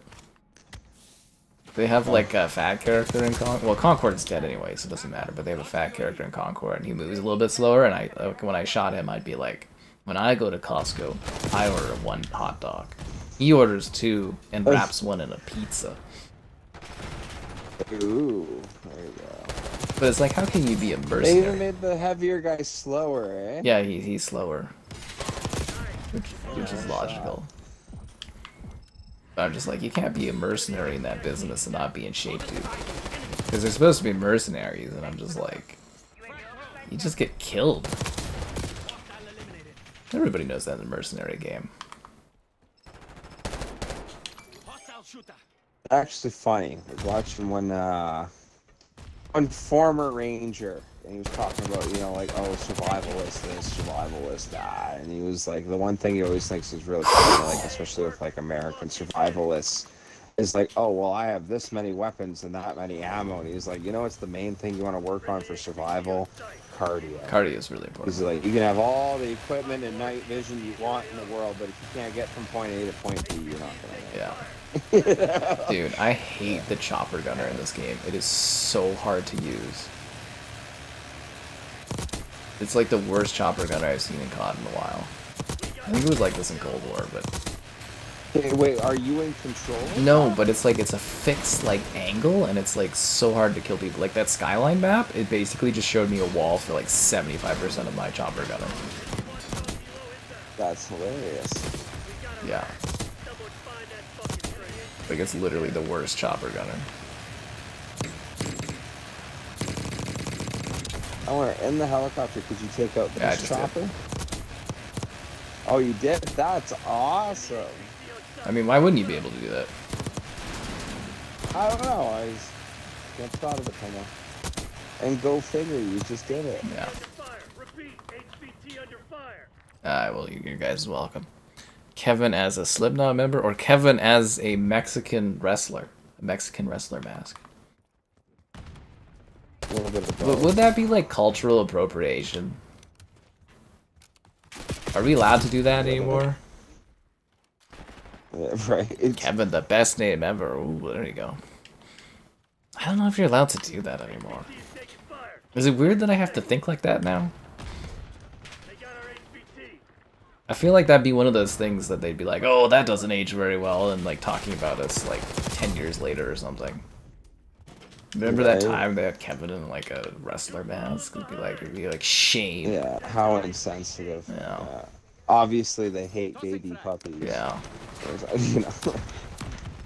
Like, I think the mask idea is kind of funny, but like, I'm like, it'd be weird though, right? Like, if we put you in like a Scream mask, that's creepy. If we put you in like a Michael Myers mask, it's weird. You know, it'd be funny. I think I what you mean. And I could see where, like, if you did something like that, I'd be like, oh, you know, that was insensitive. But, like, if you took the same scenario where it was like, oh, hey, Rey Mysterio gave him that mask, I bet you everyone would be cool with it. Yeah? You know, yeah, I don't know, I just think that's just saying silly things. Because you make you like a character of sorts, but it's like... I really wonder if that would be a thing people would, like, latch onto and be offended by. See, it sounds weird, guys, but I have to think about all of this stuff when we do things. But what do we always say, Kevin? We gotta think about what someone might get offended about in 20 years. Yeah, which is really hard to guess, but you know, keep the Yeah, you gotta really predict the future. What am I talking about? I got 10 plus kills. Yeah, but the angle isn't very good. If you saw it earlier in the stream, Thomas, where I used it on the Skyline map, the chopper gunner was practically useless. I couldn't kill a single person. Well, I got one kill on that other map because like 75% of the chopper gunner thing doing that circle on that map was just showing me a wall and you can't shoot through it. It's terrible. Yeah. Cultural appropriation. It is a thing though, right? Like the cultural appropriation thing is something people like mention a lot these days, right? Although usually I think of it more as like you have appreciation for a culture when you like, you know, dress up and or showcase it. I had doing courses, the instructor And she ended up mentioning, a really cool gal, but she was mentioning like, oh, how would I get everyone's attention? She's like, wouldn't it be neat to have like a big like gong that I hit to get everyone's attention to you? And she was like, oh, would that be cultural appropriation? Anyways, it is something people bring. Yeah, it does come up. I don't think so, because it's like you're making a sound. Yeah. It's not like you're... I wouldn't think so, but is that what everyone else is gonna think? You know, like... It's the same as hitting like chimes or blowing a whistle or something. But well, I wanted to make the joke, you know, being the guy that I am, that like, well, what would you have to use then? Pull out a banjo? Banjo. You know, like... I don't know. Stuff's weird these days. The satellite map of Modern Warfare reminds me of Dome. This is what it reminds me of, like, aesthetically, but... yeah, I don't like this level. It's too, like, open, and the spawning's really weird on it. I kind of liked it the first time I played it, but then, like, subsequent plays since, it's just like, no. Someone must really dislike you if they go back 20 years. Hey, dude, there's a lot of people that don't like me out there. Hey, let me know. I read the comments. I've been harassed before, too, on here, but... yeah, it's... isn't that the whole thing of people getting canceled for stuff they said in the 2000s and that? Yeah, it's very common. People can be very vindictive. Like, there's nothing people like more, I think, than being, like, better or, like, morally having a high ground over someone. And they will find, especially if you have, like, power or something, or you're a celebrity, they feel good because that, like, raises them above you because they can, like, take you down and stuff. It's very much a thing. Like, you may not think it is, but, like, some people do that, right? They'll look for things from a long time ago. Oh, absolutely. I really don't think it's too crazy for someone that maybe watched a stream or something, and, like, 20 years from now, it'll be like, that's not acceptable. And they can go back and be like, hey, I remember that thing, and then go and find it, and, yeah. It sounds weird, but you could see someone doing that, right? Because my favorite thing, most of all, is looking at something in the past and then judging that individual for knowing that they should have known that would be wrong. Yeah, the modern context thing. You know?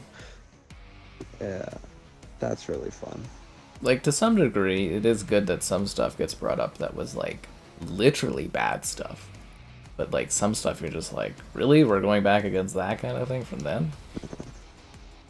I get what you mean. Like, if it turns out, you know, like the Weinstein thing, you were a warlord or something, you know, or yeah, actually, what you're referencing is a lot more grounded. Yeah, that one or Cosby too, right? Yeah, actually, Cosby's a great one. Yeah, Cosby was doing that. That's a no-no. Then that's a no-no. I don't think he even ever actually really had any sort of real consequences, right? Like, doesn't he just live at home now and he just... Did he never go to jail? I think he did for like a little bit. Oh, I've been taken as a meat shield and I'm being teabagged. Great. Have you done that yet? That's awesome. I haven't taken anyone as a meat if you shield. go behind them, you like double tap the right stick, you can take them as a meat shield, and then you can like take their body and kind of push them against objects like you're like, you know,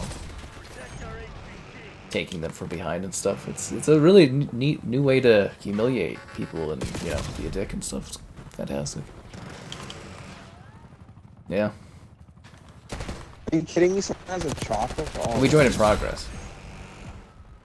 Okay, ridiculous. Oh, there's only three. I'm gonna pull us out of this. There's only three of us.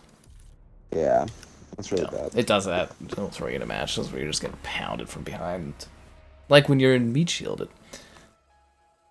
Someone wants to punch me in the face as a figure of speech. Yeah, that guy was weird. That was one of the comments.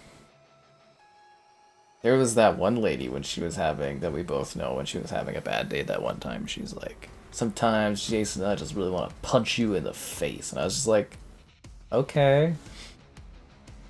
Yeah, but did you not have it coming? Did I? I don't know, sorry. I think I was trying to comfort her. She just like went at me. You're like, hey, you know, you have value as a human being. And she's Die, like, Jesus. I really want to punch you in the face. Yeah. Did you see that individual's latest video? Yeah, that's an interesting That's an interesting take. Yeah. Yeah. I always thought, why would you have to do something like that to remind yourself not to be a jerk to people? Anyways. Oh, so there was like another meeting. Maybe Yeah. I'll have to rewatch that then or something. It just kind of popped up on the Oh feed. yeah, no, there was a big meeting of like, you know, like, oh, this is a statement of knowing to always be kind, and it's like, why wouldn't you just be kind to me? I Anyways, find when people usually do that kind of transformation, that there's something weird or crazy going on in their life. Because usually you don't just say, ah, fuck it, I'm doing this today. I agree. Yeah. Without going into Usually a little unhinged of a moment, but yeah, anyways. yeah. You just beat the Space Marine 2 campaign? Did you love it? You wanted to be treated like a bag of meat.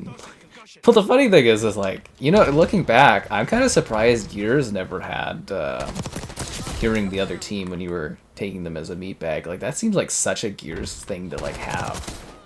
You know what? That actually seems like such a Gears thing, especially Stay on task. 2000s trash talk. Yeah. It would fit right Yeah, in. because the Gears had the meat shields since, like, Gears 2, right? But I don't think you were ever allowed Yeah. to, like, talk to the person you were Hardpoint is meat shielding. It is weird that they added that to this. I think it's kind of funny, but it is kind of like, you know, especially. So wait, you talk? Wait, like in game chat, you talk to the individual Yeah. you're holding? You can hear each other and stuff if you're both in game chat. Not that too many people use game chat, but still, it's kind of like, huh? Because Yeah. they monitor all the chat and stuff, and I could just imagine the things you would be, you know. Oh, they do monitor the chat. Okay, how do they enforce that? I think it's more of a deterrent, but it's like they do AI monitoring on it or something, and it pops up on the side of your screen every Really? few matches. It'll say we're monitoring this chat. It's creepy. hardpoint It's, identified. well, why would I ever use game chat then? Like, not saying I run around saying evil stuff all the time, but that you wouldn't. I don't know. Who? That, Some people still do. Stupid. They don't give a damn. Hardpoint active. Hostile. Yeah. An oversight, especially with how toxic yours used to be. Lure the female subscribers. We do so bad here on gaining like female like members and stuff. which is funny because don't you have? We a do have a couple? couple, but it's like if you look at like the metrics, it's like 99 point something. I've had some years where I get up to 6% female viewership, but you gotta get Minecraft videos that I do well. wonder. I was just wondering, like, I wonder what the female audience is predominantly watching. Not me, I'm not attractive enough to them. Yeah. That's exactly what that is, Kevin. Well, is that the difference? Is it that genuinely watch who they find attractive, or is it certain types of games? I would say it's a combination of games, but it's probably attractiveness and stuff too, right? And also, I don't really make content that necessarily like attracts Hardpoint is active. a female audience. There are lots of ladies to watch, and we do appreciate that, but it's just kind of a pure metrics thing, right? Yes. Yeah, because there's a few and blah blah blah. And, Hardpoint. but that's kind of what I've sort of theorized and noticed. It's like, again, that's where some years on YouTube I get like a a spike for female viewership, but that is really if I do like a Minecraft thing that's like a horse game or something, that'll like impact it a little bit. Because the goal, everybody, is to have everybody watch. Well, I guess, yeah, well, obviously, as many fucking people as possible. That's always the idea. Like, But, like, no, like, look at it from this perspective, too. Like, to gain a female audience, you, A, have to have something that attracts them into wanting to watch it. So it's like most of these games, probably COD, isn't mostly going to do that. And if they do watch it, the second part of that factor would be, like, attractiveness or intrigue to them and whether or not they would stay around. Yeah. Just from what I've observed and, just again, going purely off the metrics, which are like 99% or so. Yeah. Yeah. But you know what we do attract lots of, Kevin? Likes on the stream, so be sure to like the stream. Subscribe and some great donations, cool. Be the channel member you want to be. Channel member gift and the Patreon option and the Discord for stream alerts. There's also the Amazon store affiliate link. But then we got a few ladies, I think, that, pop in on here and Like, I think some probably aren't comfortable too. Like, we did, like, you know, Zarcaster wasn't really saying anything for like a long time, and eventually Zar was like, yeah, I'm a woman, or whatever. It's like, okay. It's like, cool. I mean, I kind of figured, but, you know. That'd be funny. Why don't you say anything in the chat? Because then I say something in the chat, everyone's like, oh. Oh, you know, you got like Sherry here, and it's like, there's definitely a few, and, you know, some other ones pop up every now and then. It's like, I don't think too many people really care what you're, you know. But it is kind of funny. But the metrics say like 99%. How hard is Space Marine 2? It's actually kind of difficult. I would recommend playing with others. Yeah. Much easier, even just with an extra friend. Like when we were running together, not a lot of problems if you get someone else. Like, you know, I do consider myself to be pretty proficient at a shooter game. And while I didn't have like, oh my god, I can't do this for Warhammer, there were quite a few segments where I was like, I barely survived this segment. And that happened frequently, and that's my sort of like, oh wow, you know, that there actually is like, it can be hard. Yeah. Well, I thought, I think you agreed, was that the special units would focus, I found they focus on me, they don't focus on the AI. Yeah, that's the problem too. So the great thing when we were playing together, yeah, was that it divided the special units. Mm-hmm. So it's like, if you're playing with the AI, like, it's definitely doable, but maybe play on an easier difficulty than normal, because, like, it is pretty hardcore. I was also hearing from some people that, like, the hard difficulties are, like, fucking grueling. See, I wasn't playing on the hardest, I was playing on the second hardest. And I was, yeah, like, I was doing it, but there was a couple parts that, like, I died in retreating. Because I would imagine, like, the big issue on those ones is kind of like the secondary side characters that you don't, like, focus on, that are sniping you. They, like, snip away so much of your shield that you just, like, get blasted in some sequences. It is interesting. Like, I think it's a fair difficulty, but it's, like, when I played in co-op with you, it was a lot easier. Like, a lot easier. Yeah. Yeah. Compared to Doom Eternal. Well, Doom Eternal I didn't really find hard. I find Doom Eternal exhausting. Except for the Wardens. Those guys are tricky little fuckers. But, like, for me, the hardness of Doom Eternal is just how tiring it is to play. Like, that game demands, like, full attention and, like, you gotta go. Yeah. Different kinds of toughness. Because it was funny, because I did Doom Eternal in one day, because I like to do games at once if I have the opportunity to, and like, man, I was like burnt out, like right out. Yeah, from doing that. I don't know if you've played. Did you try Doom Eternal, or in 2016 you did? No, Eternal. Did you play? Yeah. Last Doom one was that's what I remember. So you never remember which one. Who's the one that did Doom Eternal? Anyways, and like, yeah, the newer Dooms, like you move. Like, I'm trying to think of another game where you move like that, but it is constant, like, moving, thinking, shooting, and it just, like, it drains you. Like, it's great, it can be exhilarating, but it can also just be, like, exhausting. You're like, go. And those Wardens are monsters. Some of the toughest AI I've actually fought. Like, they are pretty crazy.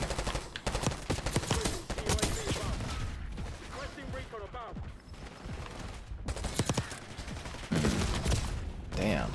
What level are you? 13. Yeah. You gotta keep grinding, Kevin. I played. You want to get those unlocks for the full game. Does any of this carry over? No, but you unlock, like, skins and operators and stuff for the game. Yeah. Actually, you get progression for Modern Warfare 3 by playing this. That's funny. They give you XP rewards. It's like, why would you care if it's at the end of its life cycle? Well, there's still another season or battle pass coming, or you might not have progressed the battle pass, or you might need leveling at. It's something. Better than them just being like, haha, you know. something. There's still another there's still another season of Modern Warfare 3 too. Like it's not done yet. Hostiles have captured the hard point. COD goes all year, Kevin. Ain't no such thing as breaks. You're loving it. Astrobot's so good. I'm really hoping that that's going to be the motivator for other studios to like start doing 3D platformers again. We'll have to see how the sales are for it, but like the word of mouth on it is very strong. I'm kind of wondering if they're going to give it Game of the Year. Really? Yeah. It's the highest reviewed Game of the Year right now. The lead is ours. They always do that though with platformers. Platformers? Fuck, dude. I don't remember the last time a You don't platformer won think? Game of the Year. Hostiles have captured the hard point. Hard point I don't know. What was It Takes Two? What kind of style is that? Co-op. Oh wow. Okay. I know. I wouldn't like, call that a platformer necessarily. No. Okay. I think of like. What would you say? Like friendly for family games. Hostiles have the hard You point. know, get nominated. I think lot. Psychonauts 2 should have won. What year was Psychonauts 2 up? That game was amazing. Like, Psychonauts 2 is a 3D platformer. It was amazing. And, like, the way they did, like, the visuals, the style of it, the mature narrative, the, like, diving to, like, the mental health stuff was really great. Because, like, do you know anything about Psychonauts? Hostiles have the hard point. So in Psychonauts 2, you're, like, a secret agent kind of group, but, like, what you do is you go into the brains of others. And like in the second one, you're trying to get this band back together to save this like the group or whatever, and you have to go into each of their minds, and some of their minds are like really messed up. And you're trying to like fix things, like, you know, some stuff is like horror like, or for example, the first Psychonauts, one of the guys was like a soldier dude, so his mind is like a battlefield. You made it look easy, Princess. So they do it in a really good way. Sounds kind of neat. Yeah. Psychonauts 2 is amazing, right? I think it didn't get Game of the Year, though. I'd have to look at their... Like, again, their Game of the Year isn't the Game of the Year I give, and blah, blah, blah, and all that stuff. Game Awards. And that'll be coming up again, guys. I'm sure we'll co-stream it once again. Kind of a okay night, I guess. What, Game Awards? Yeah, we co-stream it. Like, I watch it with the audience and stuff, and... we blast about it. Yeah, so Baldur's Gate, Elden Ring, It Takes Two, Last of Us, Sekiro, God of War. They don't really do kid stuff, man. Breath of the Wild, Overwatch, Witcher 3, Dragon Age. Which says your name. Overwatch won Game of the Year. Dude, that game was big in 2016. What was nominated that year? Uncharted 4. Oh, you absolutely Doom. got me. Oh, no, I'm in the wrong thing. Game of the Year, okay, so it was Overwatch, Doom, Inside, Titanfall 2, and Uncharted 4. Pretty easy win for Overwatch, I'd say, right? Like, out of those. That's a pretty easy win. But yeah, no 3D I think it's probably the only 3D platformer that's ever won. I stand completely correct. Or could win, right? I mean, you know, it's still not end of the year. I just Yeah. don't see anything else coming out. Well, what would be in competition with it, really? That's where I'm saying is it's like it is a weak ass year because I don't think they count DLC as Game of the Year, so I don't think Elden Ring counts. And I'm like maybe Yakuza, Dragon's Dogma 2, Think of Space Marine. Space Marine. I would love to see a Space Marine 2 nomination. I think it's good enough to get nominated. I really genuinely do. But like best games this year, like it's not like we started out the year really strong, but like game of the year type ones, it's like I can't think of too many where I'm like, oh wow, this is great. I bet you Black Myth Wukong will probably be there just because it's like a breakout game. But like 2024 games, I don't know what else you would put up against it. Maybe Final Fantasy 7 Remake Part 2. Charlie secured. Losing Bravo. Yeah, it's. I think Astrobot could win just because there isn't really anything that can like, you know, because again, the thing is, it's a very nostalgia-driven game. It's gotten really great word of mouth. It's universally acclaimed by everyone that plays it. I think carrying that into like the award season here, I think that would basically maybe make it a shoo-in, actually. I'd have to hear from the list again, but I remember like Baldur's Gate last year, like Yeah, very agreed. that was Baldur's Gate, Easily.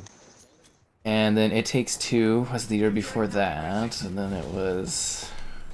I never played that one, but the story behind it was adorable. Oh, great story. Great game. I think it deserved the award that year. Psychonauts 2. Yeah, Psychonauts 2 had a lot of stuff. Okay, yeah, Psychonauts 2 went up against It Takes Two. I can see that. Metroid Dread. There was a Resident Evil that year. Yeah, that's it depends on the year and the steep competition too, right? Enemy UAV inbound. Taking Yeah. Alpha. And then of course the Game Awards. It's also, you know, whatever his name is and his buddies voting for stuff. So next year's probably going to be Death Stranding too. What, Kojima's a part of it? Well, Jeff Knightley there, he like cries over Kojima and that. And they're like the best friends and they hold hands. And you've never heard of that between those two? Oh god, yeah. So when I don't know who that is. when Konami didn't let him come to the Game Awards for Metal Gear, he was like crying on stage about how Kojima couldn't come and how they were so mean to him. And yeah, they do like long things, so they'll push people off the stage, but then they'll have Kojima on there and they'll do like these long-winded like 15-minute segments. And they're like buddy. So it's a boys club kind of. Between those two. Yeah, It's like it's meme worthy in regards to how him and Kojima kind of interact. It's sort of hilarious. So does it cheapen the actual awards? I mean, the awards have always been kind of a little bit of a joke, but they are kind of getting better. Nothing negative to say about Astrobot. Yeah, it's just a beautiful game. It really is. The only multiplayer to win Game of the Year. That's true. Well, I think, well, again, for like Game of the Year stuff, it's a little awkward because, like, who do you define as like the game? Like nowadays, everybody thinks like the Game Awards is like the Game of the Year, right? They don't consider other sites, and other people, and blah blah blah. It's their kind of rulings, right? Yeah. Because they've become the most, kind of like the Oscars, right? They're the most commercialized version that we have for an awards. So, like, going back before that existed, do you consider the earlier iterations as the definitive things, like VGX and stuff? Or do you consider other sites? Or who, like, which group won the most awards? Because there is a site out there that actually tracks all of the websites that give out awards, and, like, which games actually win the most, blah, blah, blah. So that would be funny, because then you think you would go off of that to who won the most awards, and then you would declare that winner of Game of the Year. Yeah, but it's commercialized, right? So, like, they've kind of made themselves the Game Awards and blah, blah, blah. So that's kind of how it works, right? It's kind of funny. Because, like, I would say that I'm pretty sure, I think it was Call of Duty 1 was, like, Game of the Year when it came out, and then COD 4, I believe, as well. The French Foreign Legion, the Space Marine 2. This is like the French Foreign Legion, my god. Yeah. So, like, technically, I think COD 4, or COD, the first COD was, like, Game of the Year when it came out way back in the day. But how do you determine that, too, right? From that perspective of, like, retro stuff. Because, you know, Call of Duty 1, they're like, Game of the Year award winner from X amount of sites, and blah, blah, blah. And I wonder if it's the same awards, because I remember seeing Knights of the Old Republic, the first one Game of the well, Year. that's what I was saying. And Is there's Morrowind like won Game of the VGX, Year. which was the precursor to the Game Awards, and the precursor to VGX was the Spike Video Game Awards. It's like Spike TV. Yeah. Hilarious. What a Yeah, time. you never did that when you were younger? Watch the Spike Video Game Awards? No, I watched it. I just didn't know that was, you know, the predecessor. Yeah, because it was all hosted by Jeff Knightley there, who's a Canadian, by the way. Yeah. We're losing Charlie. And yeah, because they had like Neil Patrick Harris on there and blah blah blah. And see, that's the most commercialized version of the Game Awards, so it's the one that gets the most like weighting behind it. And then yeah, he eventually spun off and he made his own Game Awards, and it's, you know, growing in success every year. I actually say it's the model that the Oscars and stuff should start Taking C. doing, is like the approach of like allowing people to restream it, getting available on Twitch, getting like, I know they want to make their money off of old people TV, but you know, the awards like Oscars like decreases by massive amounts every year. Seem like the Golden Globes, and I think if they did make it so that we could sit there and like co-stream the Oscars and stuff and watch that on Twitch and watch it on YouTube, I bet they would gain Losing an A. audience back very quickly for those things. Taking Bravo underway. Head cool. Yeah. Watchdog Hilo inbound. Bravo is on. Oh, it would be interesting to see how many people, the younger audience, give 2 cares about, you know, the Oscars. But they can't give 2 cares right now because the only things they see from because it there's no option. are like, you know, clips and stuff. Because we're getting to a point where even probably the parents of some of these younger generations don't have traditional TV, so they can't watch the Oscars, right? So even if you had a kid that was into the Oscars, the only way they would be exposed to it would be through like TikTok clips or YouTube clips or Twitter clips, right? Control zone C. You don't know unless you try. That's the same thing I say for sports, right? That I think the natural way for sports to grow in the future is to make them available through streaming stuff. I think they absolutely have. Which, again, fascinatingly, who's the one that Sportsnet? They sold the rights to Hockey Mondays to Twitch, so you're gonna be able to, or to Amazon, so you're gonna be able to watch on like Twitch Monday Night Hockey for the next 2 years. See, that's really Yeah. cool. No, I do. I think they have to do that for kids. One issue with streaming services is them selling off to different streaming Yep, services. pain in the ass. Yeah, very, very pain in the ass, dude. Should be streamlined. Hopefully someday. Like the NFL's gotten kind of ridiculous, where it's like, oh, this one's on Amazon. Oh, they're doing a couple Christmas games on Netflix. Like, there's this DAZN thing, and it's expensive. It's really expensive because, well, you get it all. Taking B. But like, Well, they want to maximize their profits off it, right? Yeah.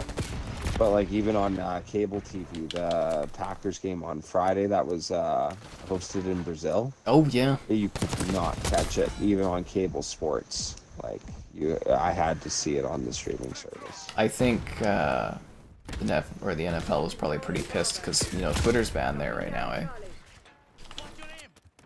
Oh, what, Brazil? Yeah, because Elon or something Oh followed yeah, the... they were saying they didn't. Yeah, so I'm sure the NFL is probably pissed because you lose probably millions of metrics of having it in Brazil and having Brazilians talking about it on Twitter and stuff, right? About it, yeah. It was really bad though, the field and that. It was really funny. There were so many people Yeah, slipping I kind of saw a little on bits the of it. field. Yeah. Yeah. Why would anyone care about a bunch of wealthy people who spend large chunks of their life unemployed handing out gold trophies to each other? See, now you say that, but the Oscars is like a very historic, long-running thing that actually had like, what did it peak at? Like 50 or 60 million people that would watch it? Like, that's big. You're not wrong at all. I like the kind of what I was getting at is that, like, honestly, who cares? But people do. Old Hollywood, I feel, is dead. Losing B. People don't care about the superstars and all that. Like, nowhere near as much. Where I have to agree with you is that, well, whether they do care, they're not given the opportunity to show they do. Maybe there is still an audience for it if it was reached out to the younger kids. But if I was a betting man and had to put my money down, I think even if you did it, that the Oscars will not achieve what it did. I think it would grow larger than it ever did. And you know why? Because as soon as Will Smith slapped Chris Rock, it was the single biggest talked about thing. And it's an event. That was so ridiculous. And the Game Awards is way bigger than the Oscars has ever been because it actually has more viewership globally. Losing But Bravo. the games is what the kids care about right Yeah, but if you have a celebrity event and it's an event, people tune in. Losing A. And they do parties and they do discussions. I don't know if it would be like Game Awards level, but I could definitely see that becoming a big thing. Dig in and hold them. Lost Alpha. And reclaiming some of his audience. Just like I always try to reclaim. More of your likes on the stream. The likes, oh. You know, subscribe and all that other great stuff. Nobody Wants to Die. That game looked pretty cool in Astrobot. Lots of fun. Keep forgetting about Dragon's Dogma 2. That's why this has a harder road to becoming Game of the Year, because people keep forgetting about it. But no, it is, like, again, historically a very big thing, the Oscars. And part of star power being devalued, as I've mentioned in the past, I think was the studios kind of trying to devalue it and trying to value IP so they could have actors like cheaper. But I think in the process of devaluing actors, they've actually devalued their product too. So like, yeah, so back in, it peaked in 2000, it had 46 million viewers. Hell, I mean, last year it had 19.5 million, which is like pretty low for it, but that's a lot of fucking people, right? Yeah, I know that is. It's a good view. Like, again, you could be like, oh, well, it's not that big, not that many people care, but to, like, even be able to watch the Oscars, the amount of work you'd have to do into, like, having, like, cable and everything like that, or going somewhere, like, that is still an impressive viewership. Nothing before the 2000s, though.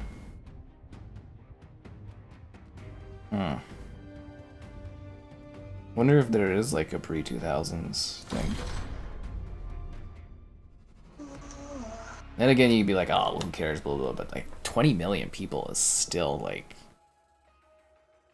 No, it's not. It's nothing to sneer. I live on the scale of, what, 8 billion people. It's just that absolutely no one on planet Earth cared, but, you know, for viewership, no, 19 million, it's not bad. I think you really also have to take it from the perspective of it's more of an Americanized thing, and you have to look at it more like the American audience. Like, it'd be more like North America, like Canada, US, and Europe. Well, right? yeah, like, that's exactly it. It's still 19 million. 19 million people. Have I ever had 19 million people listen to me do anything? Like, not even. Not yet, Kevin. You know what I mean? That's a lot. Not yet. Oh, you do enough of these streams, like, you know. Yeah. Which is funny, because I'm at... I think I said... One sec here, let me look at how many I'm actually at here for numbers.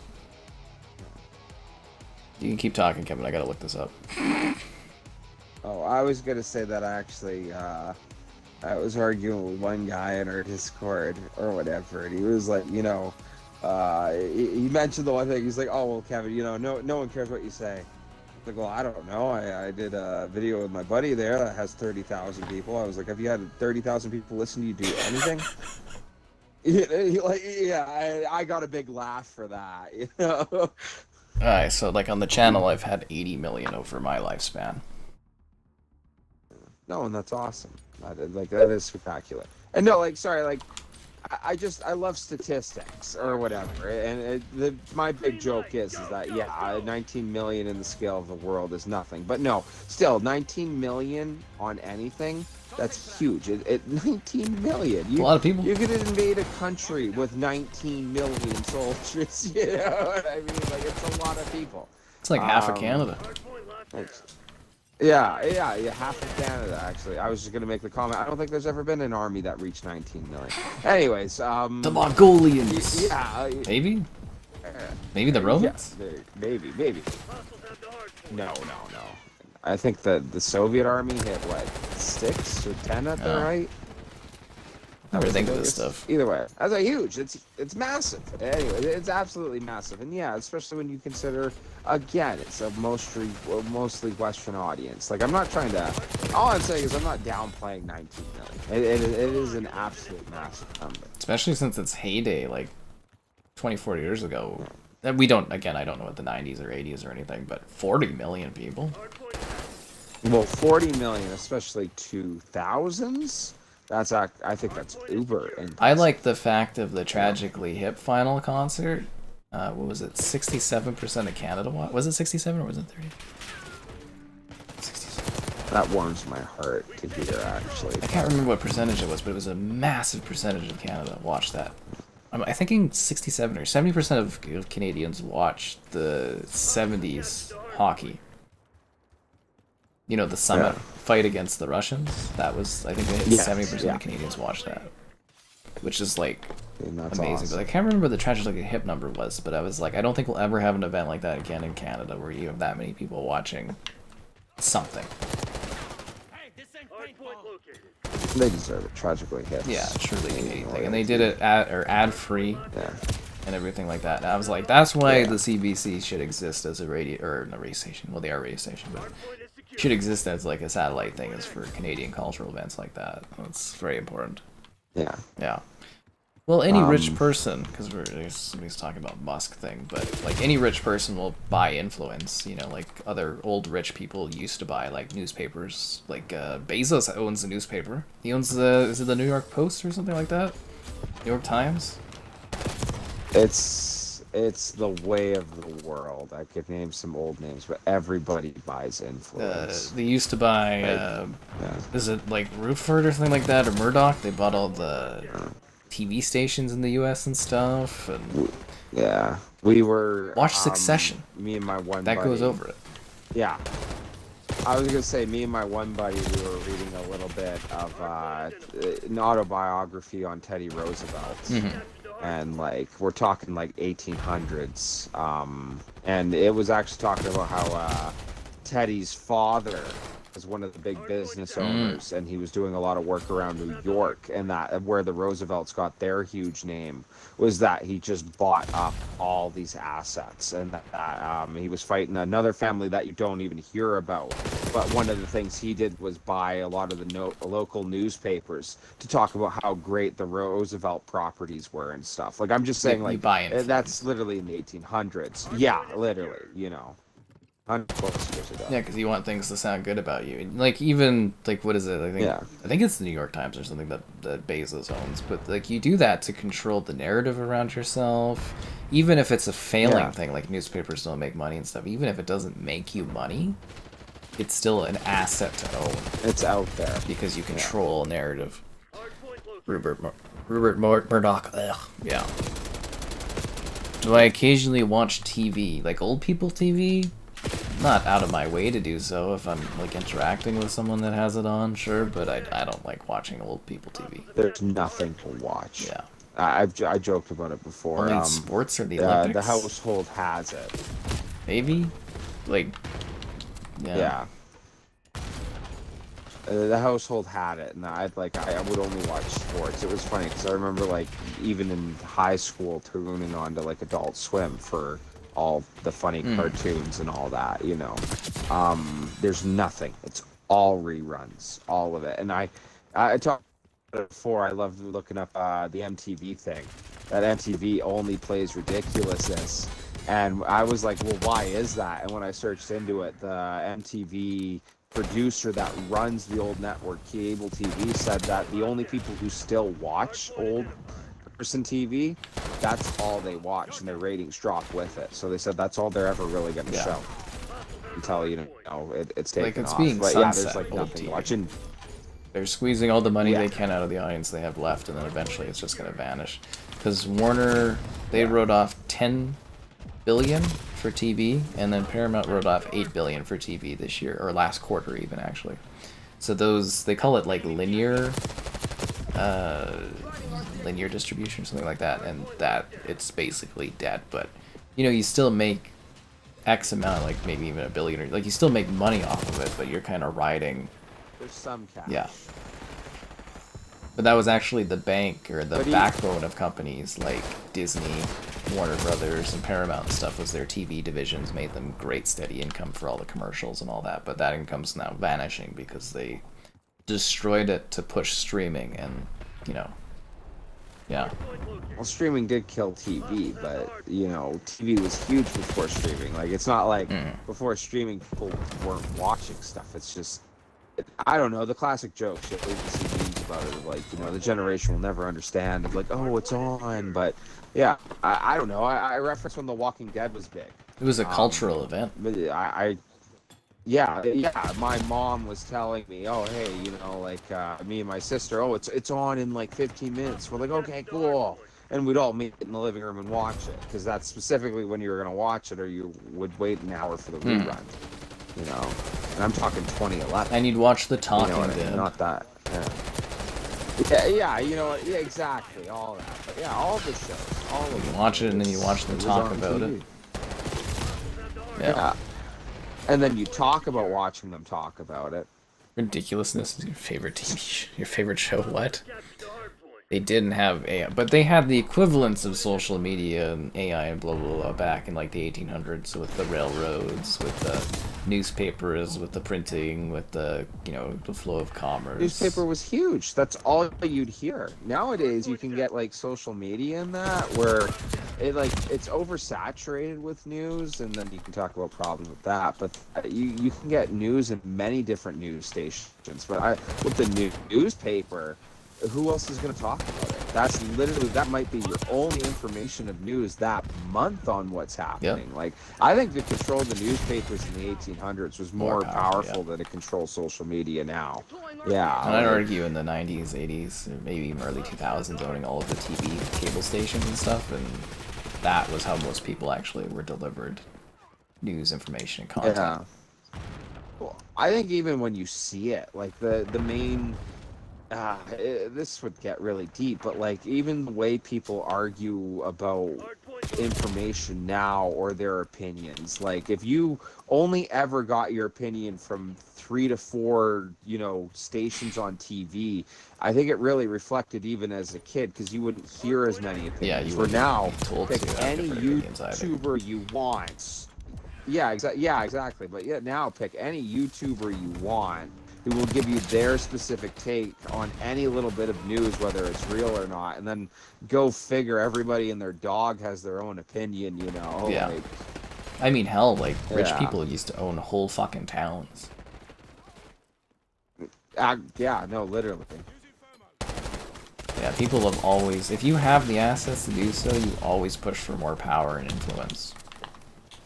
Always. Most people don't watch shows. They watch opinions telling you how to think.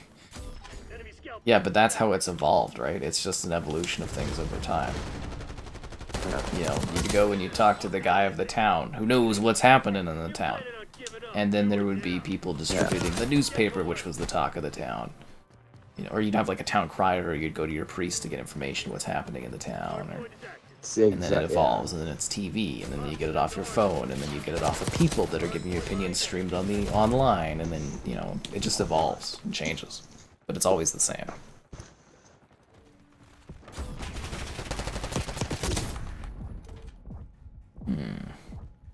Oh, and it's funny because it is how it evolves. I always love with information in the news that, like, the original idea of journalism was supposed to be like totally impartial.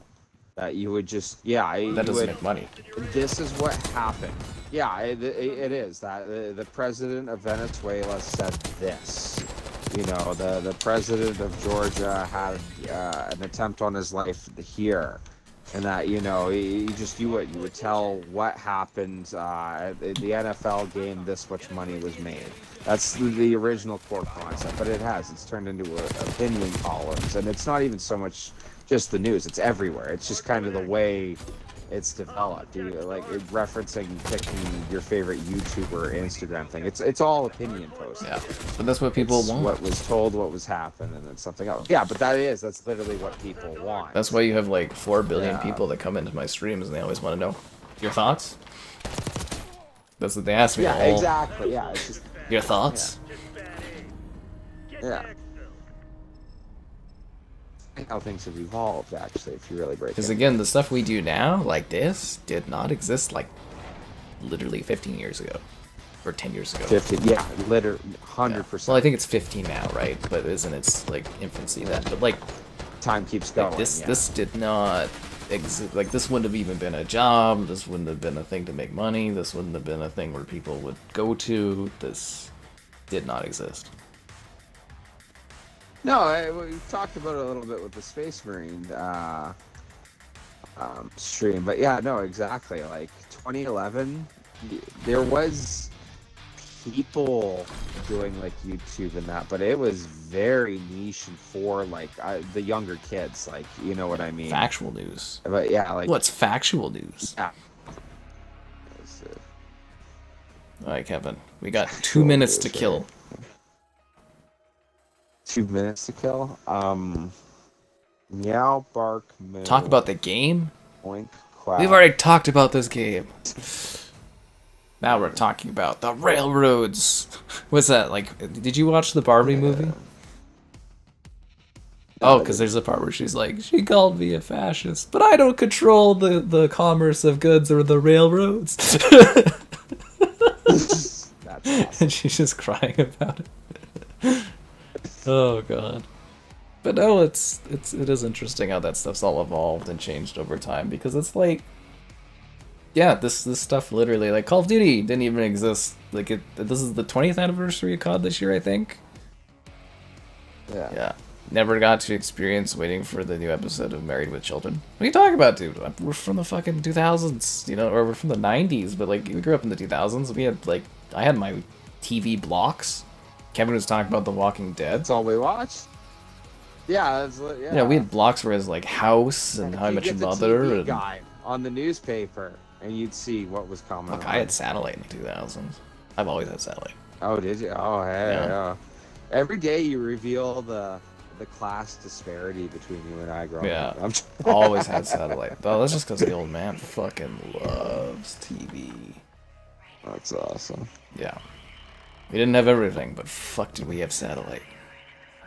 It was neat too, because none of the other That's kids had awesome. it, but the one little gal I was into, I think we were both into each other back in, like, you know, like for like kindergarten and stuff. She had satellite too, and we're like, oh, it's the same thing I have at home. Just thought that was neat. That's how you knew you'd connect. Whereas Vadim, he's still watching. He messages me constantly on Twitter. Constantly. Lots of music videos. That's funny. Lots.